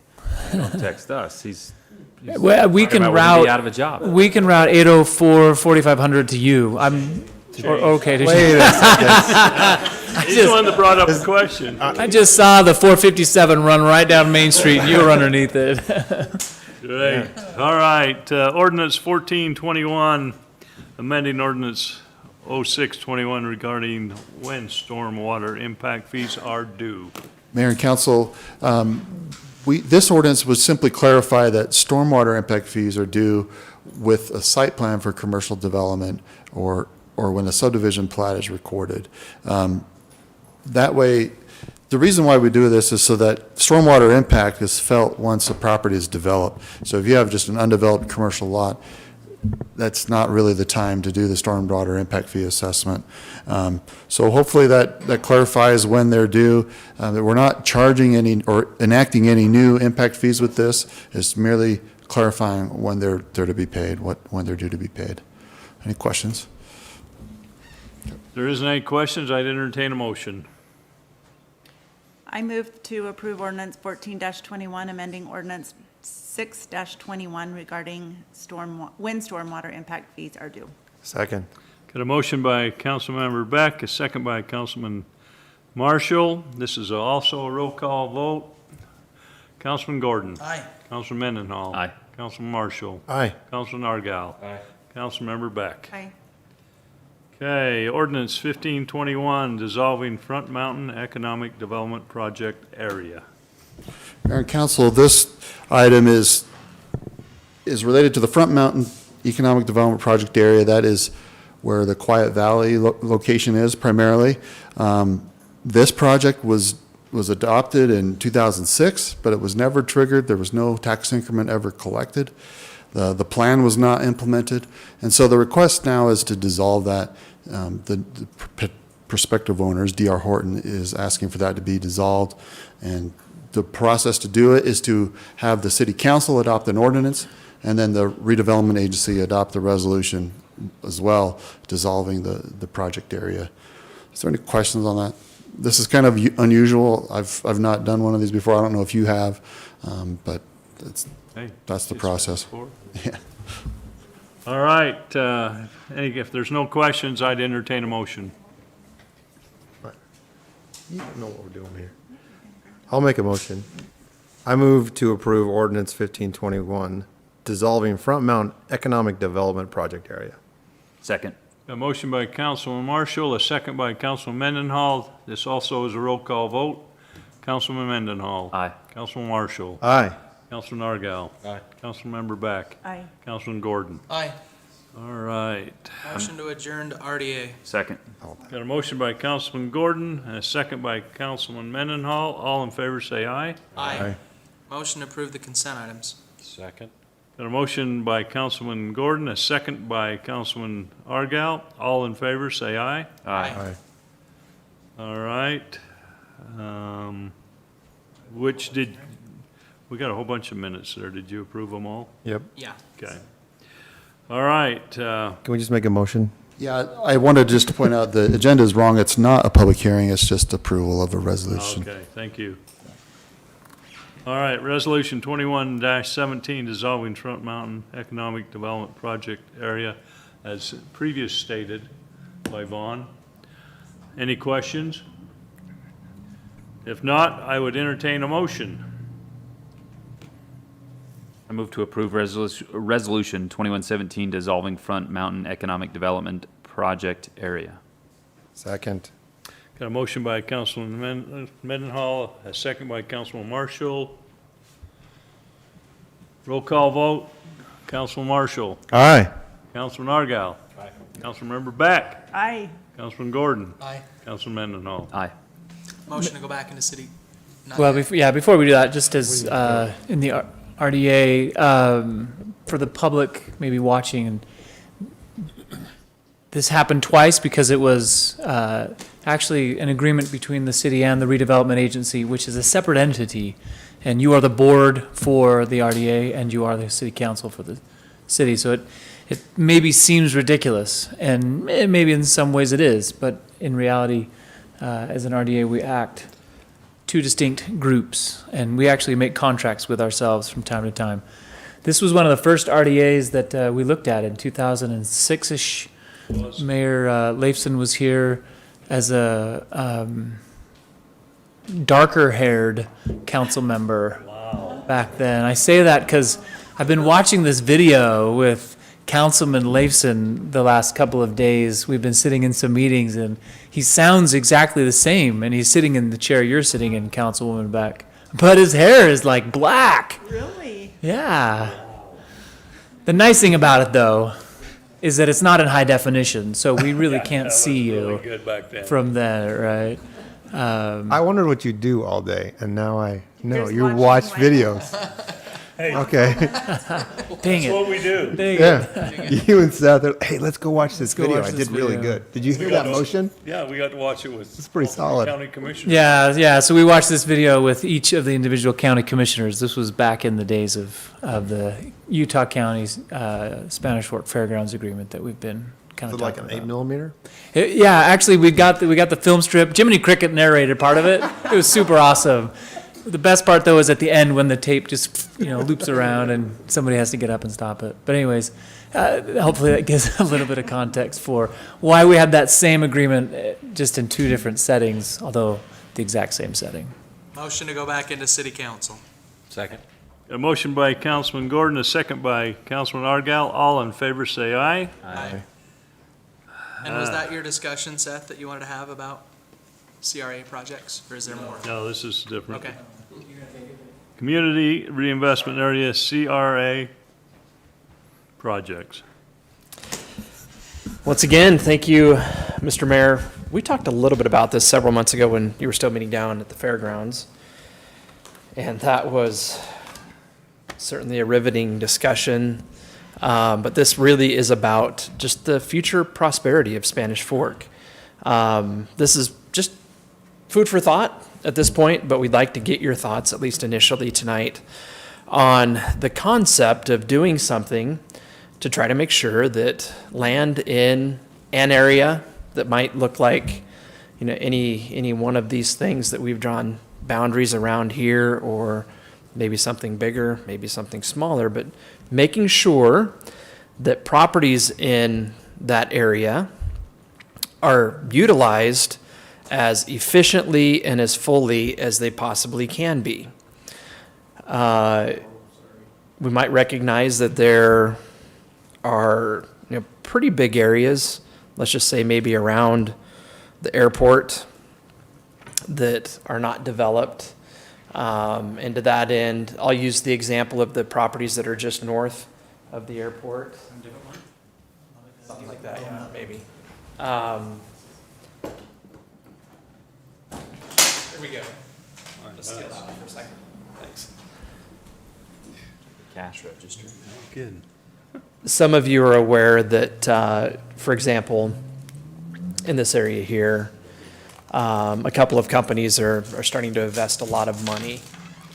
And that's investment that we didn't see 5 years ago, 10 years ago, and go back to the dawn of time, but really has only come about because some very critical infrastructure is being built in the area. Between Spanish Fork City and the Solid Waste District and some other folks that have come together to make an investment to build, for example, a really, really expensive pump to lift wastewater from that part of the community to the wastewater treatment plant, and to install power and water and different things like that. I don't think we would see the interest that we're seeing in having properties in this area develop.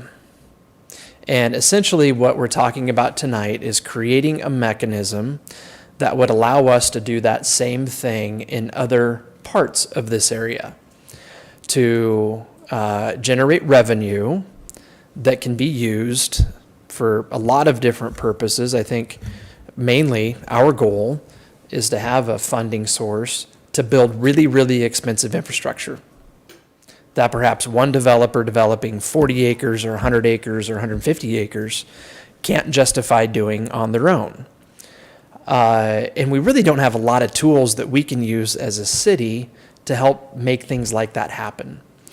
In Utah and in other states, the idea of using new tax revenue to help fund things like that, maybe into the future, we call that tax increment. That's the tool that I'm talking about. And again, that's really the only thing that we have to use. The concept then being that, for example, and I'll use the example that I think probably everybody's seen, the 80 acres right here. So this being the overpass at 2700 North, where there will be an interchange, I-15 right here. 80 acres here.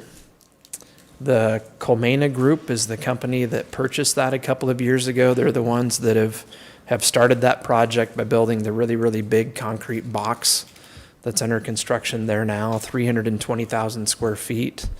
They have plans to construct 6 other buildings that roughly will be that same size on the property. So even today, where that property hasn't been reassessed, the revenue collected in terms of property tax on that, as it probably has been in Greenbelt, I think effectively we can say is zero. So that's generating no revenue for the city, the county, school district, or any one of the other 3 or 4 taxing entities that exist. As Colmena continues to invest in the property, but ultimately I think we'll be into the hundreds of millions of dollars, that changes dramatically. And if you go through the process acting as the redevelopment agency, and as we work with the other taxing entities to potentially create an area where some part of that new tax revenue can be diverted to help fund any one of a number of different things, that in my view becomes a really, really critical part of us being able to make sure that this area is utilized as robustly as it can be, which then benefits the community and the valley, I think, in many, many different ways. There's an immediate benefit to the taxing entities for several reasons, probably the most direct and immediate one being that typically you wouldn't take all of the new tax revenue and reinvest that into the area, but some would immediately pass through to school district, city, county, and so forth. Job creation that leads to all kinds of other economic benefits for a community and a region. And then another thing that I think is extremely important, which just is quality of life. Spanish Fork, in my view, is really distinct from a lot of other communities in the West, a lot of other communities in Utah. It's never, ever been a bedroom community. It's always been a center of industry, commerce, different things like there have always been jobs in Spanish Fork. People have come to Spanish Fork to conduct business, and that, I think, absolutely enhances the quality of life in a community in terms of providing employment for people, which is pretty hard to live without. But also all of the things that come from having those activities in a community, all of the other, benefits in terms of recreation and shopping and even education, now healthcare, things that I think absolutely are at least in part here now because of the fact that Spanish Fork historically has not just been a bunch of rooftops. So going forward, the idea that we would continue to explore the prospect of creating potentially a fairly large redevelopment area that could take the form of a lot of different things that are allowed for in Utah code, things that are called community development areas or economic development areas. For example, the project area that was created for Costco is a little different than the project area that was created for the business development that happened on the other side of US 6 and so forth. The different statutes that pertain to what I'm talking about tend to evolve every few years, get adjusted and modified a little bit. And there are a handful of different options that we could explore with you working as the redevelopment agency and again, the other taxing entities. But ultimately, I guess to try to maybe put a finer point on what I'm describing, there are a lot of very diverse things that could happen in this area. And I think there are a lot of diverse things that are holding back progress. And, again, really for me, it's all about using properties as best as you can. Thinking, for example, maybe about the properties that are just south of Mountain Country Foods where, once upon a time there, I assume it was a bustling business with a foundry and different things like that. And you think about what goes into a place like that and what comes out and how you're exporting things to, maybe different parts of the country and the world. That is true economic development, those jobs and that revenue then that comes into the community and again is a benefit. Well, that ceased a long time ago with that property, and now we're left with a property that I'm unfortunately certain has some historical baggage given how it was used. Baggage that probably is a little bit expensive to take care of in order to clean it up and to get it to where somebody can do something with it now. And oftentimes it's those types of barriers that really keep properties, like I said, being taxed at nothing. And the idea again that, perhaps somebody's investment that they're making elsewhere in an area could be used to spur growth someplace else in an area and to perpetuate, just the benefits that come from having properties used the way they can and should be. You could say that about, again, that area there, maybe with some environmental issues. Looking out on the other side of the second set of railroad tracks, there are people that are very, very capable of attracting manufacturing, warehouse uses, different things like that, to what we're showing here is option number 3. Most of the properties that we see there are part of a current annexation proposal that will probably hit the dais with you guys here next month. And that being said, there are some really, really expensive infrastructure things that have to be taken care of in order to provide vehicular access to that area, in order to get certain utilities over there, maybe in order to deal with storm drain needs and some different things of that nature. So those also would be some of the things that potentially the revenue that would be generated over some 10, 15, maybe even 20 years with the creation of an area like this. And I'll just keep thinking of additional things. But we've had conversations with the school district about this. They've been ongoing. We've kind of put a finer point on those in recent months because of some very specific interest that's come about to develop in this part of the community.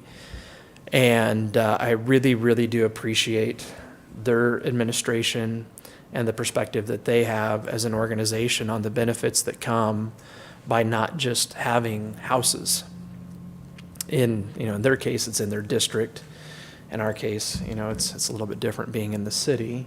But, again, understanding the benefits that come when people spend real money, investing capital in land to not only make it more valuable, but also to make it more useful. That, again, is really what this is all about. So that being said, I don't know, maybe Seth, if there are specific things that you'd like us to discuss beyond that with the council tonight. I think from my perspective, as much as anything, it's just kind of test it in concept to see if you do have any reservations, or maybe if you'd like us to do more homework or to provide more information before, as maybe the next step, we have more dialogue with the other taxing entities, which frankly, to make this work, having the school district participate is critical. There may be some 70+% of the property tax bill, Utah County and the city roughly maybe being 10% each, and some other smaller entities being involved as well. But that's... Yeah, thanks. Don't go too far, but to add a little bit of color to this, the Nebo School District understands very well the value that industrial growth has to the base of the community where they serve. In conversation with the superintendent, he recognizes that if the Wasatch Front, Utah County is going to grow to the numbers that we continue to hear, and the numbers, frankly, that we are seeing, right? And they have to continue to educate the children. If we're just taxing houses, it becomes very, very difficult to sustain the growth needed. And so having diversity in the land use, certainly beyond commercial, certainly beyond homes, but having some industrial as well, changes the nature of how they can provide the services that they have at a cost. The more industrial use that they have, actually, the less you and I pay per household for the homes. Here's a for instance. One of the properties in this area that we were in significant and serious conversations. In fact, I think Dave would describe it as they started this company, an international company. They started with 80-some sites in the United States. They narrowed it down to about 5. Spanish Fork wasn't even on the list. And somehow we got onto the list because of some action happening in this north part of the town. And so they'd already whittled it down to 5 from 80-some. And then they became interested or aware of our site, began to investigate it, and we immediately became the 6th on the list of 5. And then they narrowed it down to 2, and we were in the top 2, which is pretty amazing for an international company. We met with them, had a great, actually 2 great meetings with them. We don't believe we will get them. We think they've made their final decision, although it's months before it becomes formal and public. But we've been told they're focusing on the other side. That company would have invested about $1 billion into 80 to 100 acres, probably 100 acres. If you take the value of that $1 billion, Spanish Fork right now, all of the city, if we zoomed this map out, which we can't, but if you took all of the city from the mouth of the canyon to the freeway, and from Mapleton and Springville and Salem on our boundaries, The value of all the properties in Spanish Fork today is about $3 billion. So that one project would have brought an additional $1 billion, taking us from $3 billion to $4 billion. And if you think about what that would provide in among other things, revenues to the Nebo School District, that's why the school district understands and wants this kind of diversity. But they bring with them significant infrastructure challenges, which they can provide through this tax increment financing. So I think from you, we're looking for just a little bit of direction in terms of the size. Dave will tell you, or told you, hopefully you caught, this area is not yet in the city's limits today, but should be soon. There are other areas outside of the city's limits that probably will be coming in soon.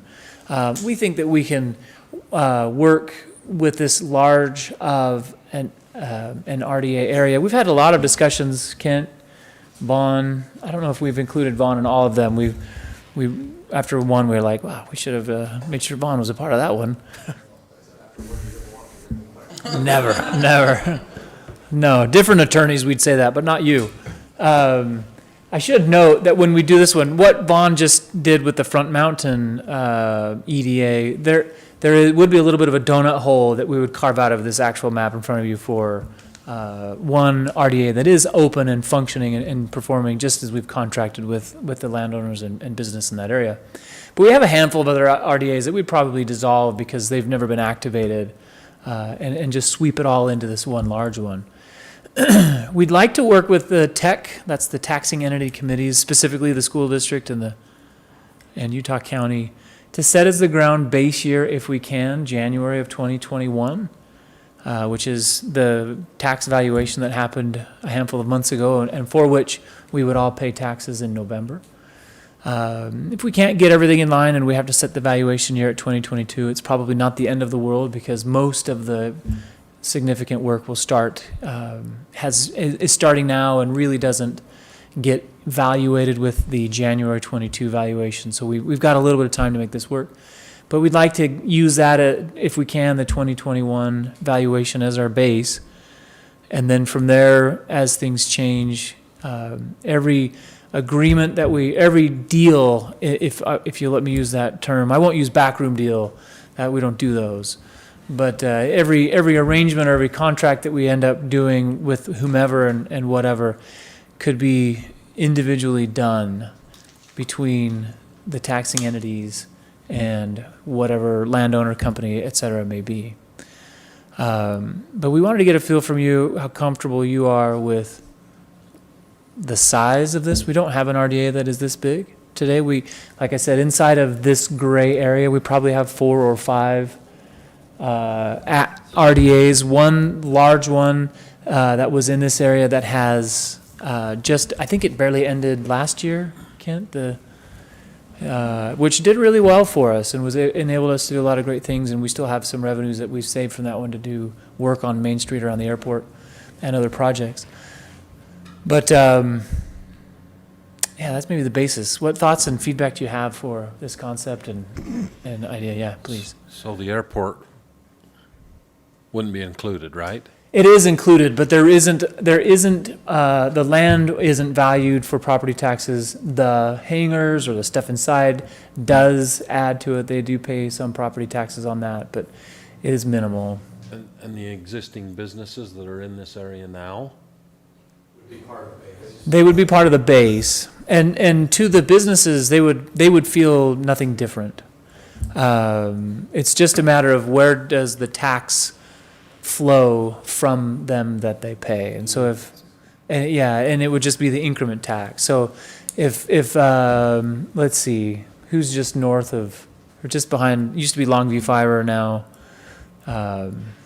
West I heard a lot of names, but Capstone, yes, thank you, Capstone. There would be probably no property tax that would flow from that property into something that we create because they don't really have any increment.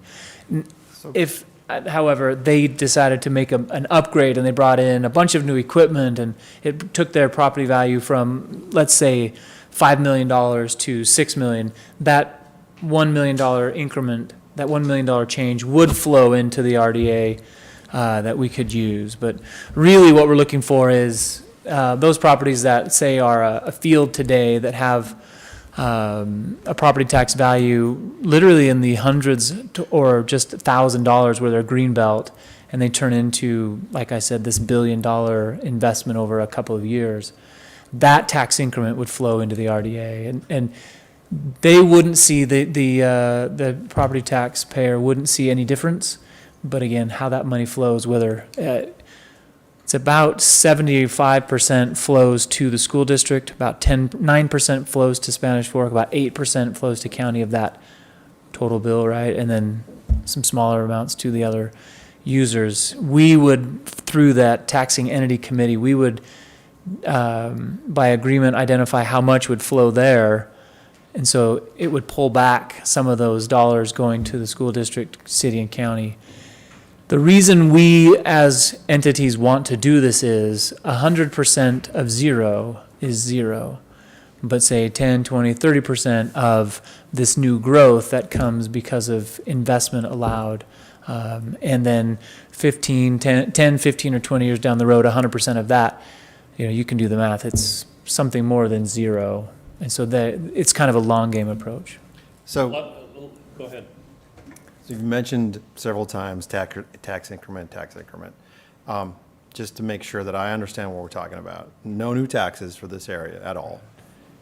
It is just a matter of when the taxes go up for this, when the valuations changes, that tax stays in this gray boundary so that we can invest it into other infrastructure to continue to increase the property values in this area. Yeah, it's a great way to describe it. Instead of that, the taxes paid flowing out to these different entities, it comes into the control of the RDA, you, as you were a few moments ago, that you can then reinvest it. And we have to invest it in this area. Yeah, state law requires that those funds that are collected into the RDA, through the RDA, stay to benefit the RDA. And so we can use it, and would recommend considering to use it for roads, substations, massive power lines, massive sewer lines, the items that Dave was talking about, and items that could take years and years and years to fund. Yeah, and frankly, tens of millions of dollars. Sure. Yeah. That someone would have to bear, whether that was the city or property. Yeah, and it's certainly worth saying, this area, in my time as city manager, maybe if you go 6 months before my time, so in the last 5.5, 6 years, this area right here has had 5 or 6, I know 5, I'm thinking maybe 6, significant specific looks by industry. And today we have 0, right? So we've had 5, at least 5 that have courted significantly the area. All have walked away because the cost to entry is more than they can get maybe someplace else. And so they end up in maybe some other place in Utah, maybe someplace in Idaho. We are not competing against Springville or Payson for this. We're competing against Idaho, Nevada, Montana, Wyoming, and they certainly do these kinds of things as well. And typically the cost to entry is a lot less. And so they do the math and say, well, I can have everything I need here, and it's plus 10 million. I think I'll go there and save 10 million, or whatever that is. Yeah, it sort of sounds like it's a subsidy, but it's not, right? You're not They're- subsidized there. yeah, it's- You're not giving them money to build something. We're making an investment in infrastructure, Yeah. which encourages more people to come here, which raises the tax base, and we collect more money in the end of the game. Yeah, and it's funded by their own tax dollar, so Right. they're paying that tax. it's a delayed, we don't get access to that full tax dollar immediately. Some, depending on what the arrangement is, maybe it's 5 years, maybe it's 10 years, and we're getting access to more and more over time. But it's funded by their own tax dollar. And a lot of those, Kentwood, when they started paying, I used to take a check to the school board, and they were grateful to see me there each time, because they had delayed it for a while. And then when it started paying back each year, it got to the point where they got it back. And Yeah. so it's not like they're not going to get paid, but they will get it eventually. Might be good to explain that the school district isn't losing any of their credit. Right. Yeah, thank you. Kent just said the school district the city or the county. None of us lose anything. It's just we don't receive anything or all of the new Revenue gets invested into immediately. Right. Yeah. The businesses like that, the new business love to see that because then it's less cost and they can use to. Yeah. And we could describe it as somewhat of a haircut upward. That we get a little bit more and a little bit more depending on the agreements. They have to perform, hire so many people. Yeah, So absolutely. we control a lot. We control that 100%. So it's really good that way. Yeah. And this area, I will say, it's probably crucial to say, at this moment, there is a group willing to step up and start. So we don't have to put the money, we don't have to actually seed the investment. There is a group that is coming to the area and saying, we're willing to do this, but we're going to bear a very heavy burden. And so if we perform, can we get help with some of these items that are significant to, and that's a nice thing because we don't have to, we don't have to front the investment. They're willing to front it. And if performance comes, then they want some assistance, and they are extremely confident that they can get that. You could also say then that the existing taxpayers, the citizens of Spanish Fork, won't pay the brunt of that. Yeah. It'll be the group coming to develop that. Correct. Yeah, and then in the end, because they raise the property values and they have taxes in some amount of time, those revenues flow to all the different entities that receive property tax, and that is a positive impact for all the taxpayers as well. Yeah. I think it's a great idea. I think, we need to look in and do something with that. Casting a really big net, Mhm. does it feel like maybe once now you have what will be the largest area that we would create, Right. then do you worry about maybe, I don't know how to say this, but if you've got project money and you're sharing it, and then you've got a favorite child maybe in one area that you're, what's your thought process as to why you're casting such a big net? So that's a great question, and really the focus of the discussion today is that one. Should we do such a large area? The concept here is, if there is a large investment here, can we take some of that money and funnel it to other project areas that need some momentum to get going? And so it's in time, can we use it to invest in the whole region? Whereas if you just have a small area, say here, and a small area here, and a small area there, it's really incumbent on this smaller area to just take care of its own needs. But the needs are regional, and the impacts are regional. And so the concept, at least that we're talking about, is doing a larger project area and allowing the whole area to potentially benefit the whole area. And so to your point, as the RDA board, you do have the ability to focus how you want that to be spent, to not have a favorite, if you will, to not just spend it here or there, but to really be prioritizing and goal-oriented in how you target those funds to different parts of the RDA. Makes complete sense to me, as we're in the midst of the largest project in our sewer treatment plant. For right? sure. And Yeah. they love the idea that it's regional. Yeah. 25% of that sewer treatment plant comes from Mapleton. Right. Currently are running a sewer line on the west side of town, right? And our friends out in the county would like to hook up to that as it runs right in front of their house. But we don't allow them to do that until they've annexed into our city, right? And as that happens, that development, it will pay it back, right? Yeah. It's a very similar process. Yeah, well, the right user or the wrong user, depending on how you look at their use of the infrastructure, one or two of the users that have looked at this general area north of the airport would take as much of the capacity that we are building, and so they would automatically trigger what we're going to build in 3 or 4 years. They would trigger the need for the next phase as well. And so that's a significant impact to us. We don't want the residents of Spanish Fork to have to bear that. That's something that they have to bear. But if they can generate some of the revenue to offset that significant expense, then that helps them to be able to afford that expense as well. So, yeah, we do want to keep it, the funding from the RDA in this area, keep it away from the residents, so it doesn't have a negative impact, but really, in the end, a positive impact. I like it. No, I think it's a good idea. So, Dave, do we talk much about the timing with some of these other annexations out of the city, or do we kind of let that play out? I think we kind of let it play out. So, I mean,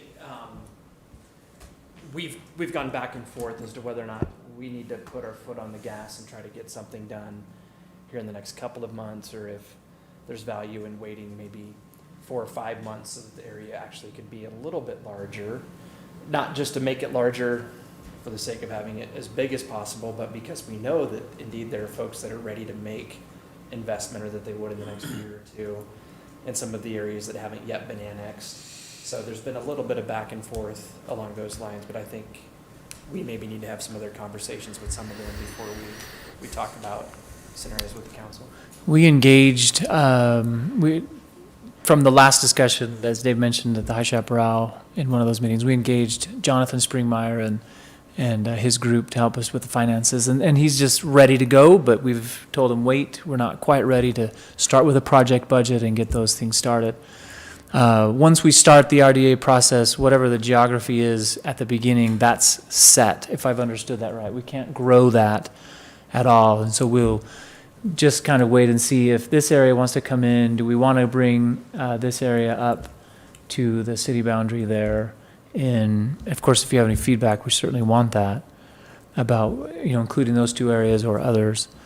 It'd Yeah. be nice to see the general plan overlaid.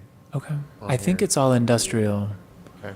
If I'm right, if I'm thinking right. I I think think it, to Brandon's point, it's huge. yeah, it's big. It's a very big chunk of land. I think, though, that this is pretty devoid of infrastructure across the entire expanse. Yeah. So I do like the idea of having it larger so that that cost can be shared amongst all of it. I think it's also important to establish that base year sooner than later. Yeah. And so there is a need to move quickly, or at least somewhat. I guess if you miss 2022, you have a whole nother year. We have, if we miss 2021, yeah, we'd have until essentially January of 2023. Valuations are set on January 1 of every year. And so we have, we've got year increments to work in. So we either have 8 months or 20 months. Yeah. And then Or a whatever. unique thing that the legislature has allowed for us to do with these is we can, by agreement, set the valuation year to whatever the taxing entities agree to. So even if we were in January or February of 2022, if the entities, so the city, school district, county, if we agreed to go back and use the valuation of 2021 as the base year, then we could.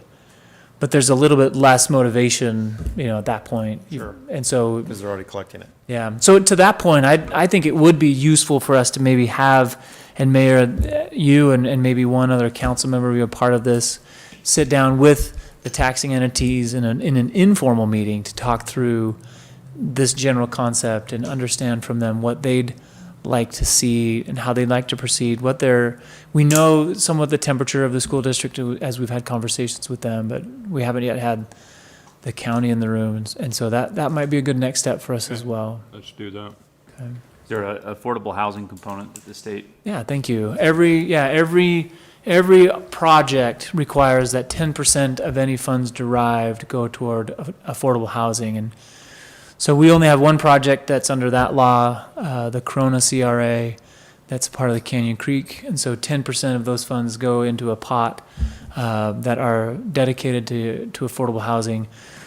We haven't had an amount of money that was really all that functional and usable, but we are getting near the end. I think we're in the fifth. Is this the fifth year? No, this is the fourth year. This is the fourth year of that RDA. And so with 3 years and now this fourth year, we're starting to see the value the reserve built up to where we have $50,000, $60,000 in that account that we could do a little project here or there. But with this type of an RDA, you would see some significant funds going into that affordable housing that then we can we can invest in the way we feel is best. We can also give it to the state in the Olene Walker. The area, or it has to be invested in the area? No, it actually and we can invest it in, I think, 2 ways specifically. One, we can put it into the Olene Walker fund that is used statewide, or we can specifically use it on affordable housing projects within our city that we deem worthy. And the requirements are pretty loose, but I think certainly we can bank it, yeah. But we're getting close to having some valuable, something worth using in there.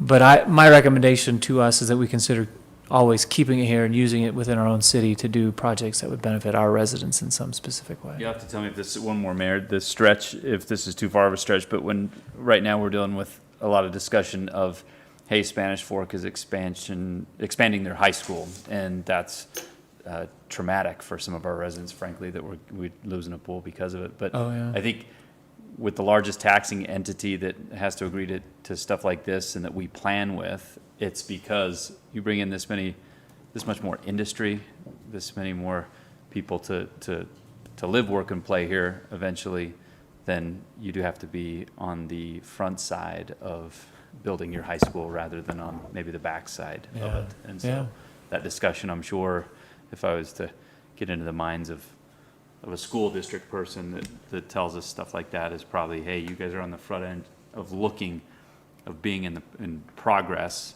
and making sure areas like this can have a chance to develop, and thereby we have to have the high school to house those kids that are coming. What's cool about this is that it's revenue for Nebo School District without the houses. Correct. Without the kids. Exactly. That's why it's such a big deal. Yeah, They like it. They really appreciate industrial. In fact, I think that's the only type of RDA source they will participate in. They don't participate in anything commercial. They don't participate, obviously, in housing projects. They need all the property tax revenue from housing to do what they're doing in education. But yeah. Did the boundaries go all the way to center? So if you'll go back to the other map, no, it's not inside the city. So I think the city limits, the city, I think. You go to the zoning map. Yeah, or if you just click right here. Yeah. So it has to be in the city's limits. So we are limited to that. It could be advantageous to include that area if this type of impact necessitated a new interchange, and you could use some of that money to accelerate the interchange. Good thought. Good thought. Not Good thought. necessarily that is the best investment by any means. I'm just good thought. having that option. Let's chew on that a little bit. That's a good thought. Good enough. Okay, Good so discussion there. we're not doing anything, Right. but the general idea at the moment is there's comfort with the larger area. Let's keep talking about it and seeing where that goes. All right. Exactly. Okay. Thank you. Good job. All right, I Gordo. move we go into closed session for reasonably imminent litigation, land transaction, and to discuss the character, professional competence, or physical or mental health of an individual. Second. Got a motion by Councilman Gordon, a second by Councilmember Beck. All in favor, say aye. Aye. Thank you for everyone that stayed here. Everyone. We appreciate that. So we will go into closed session as soon as 2 take.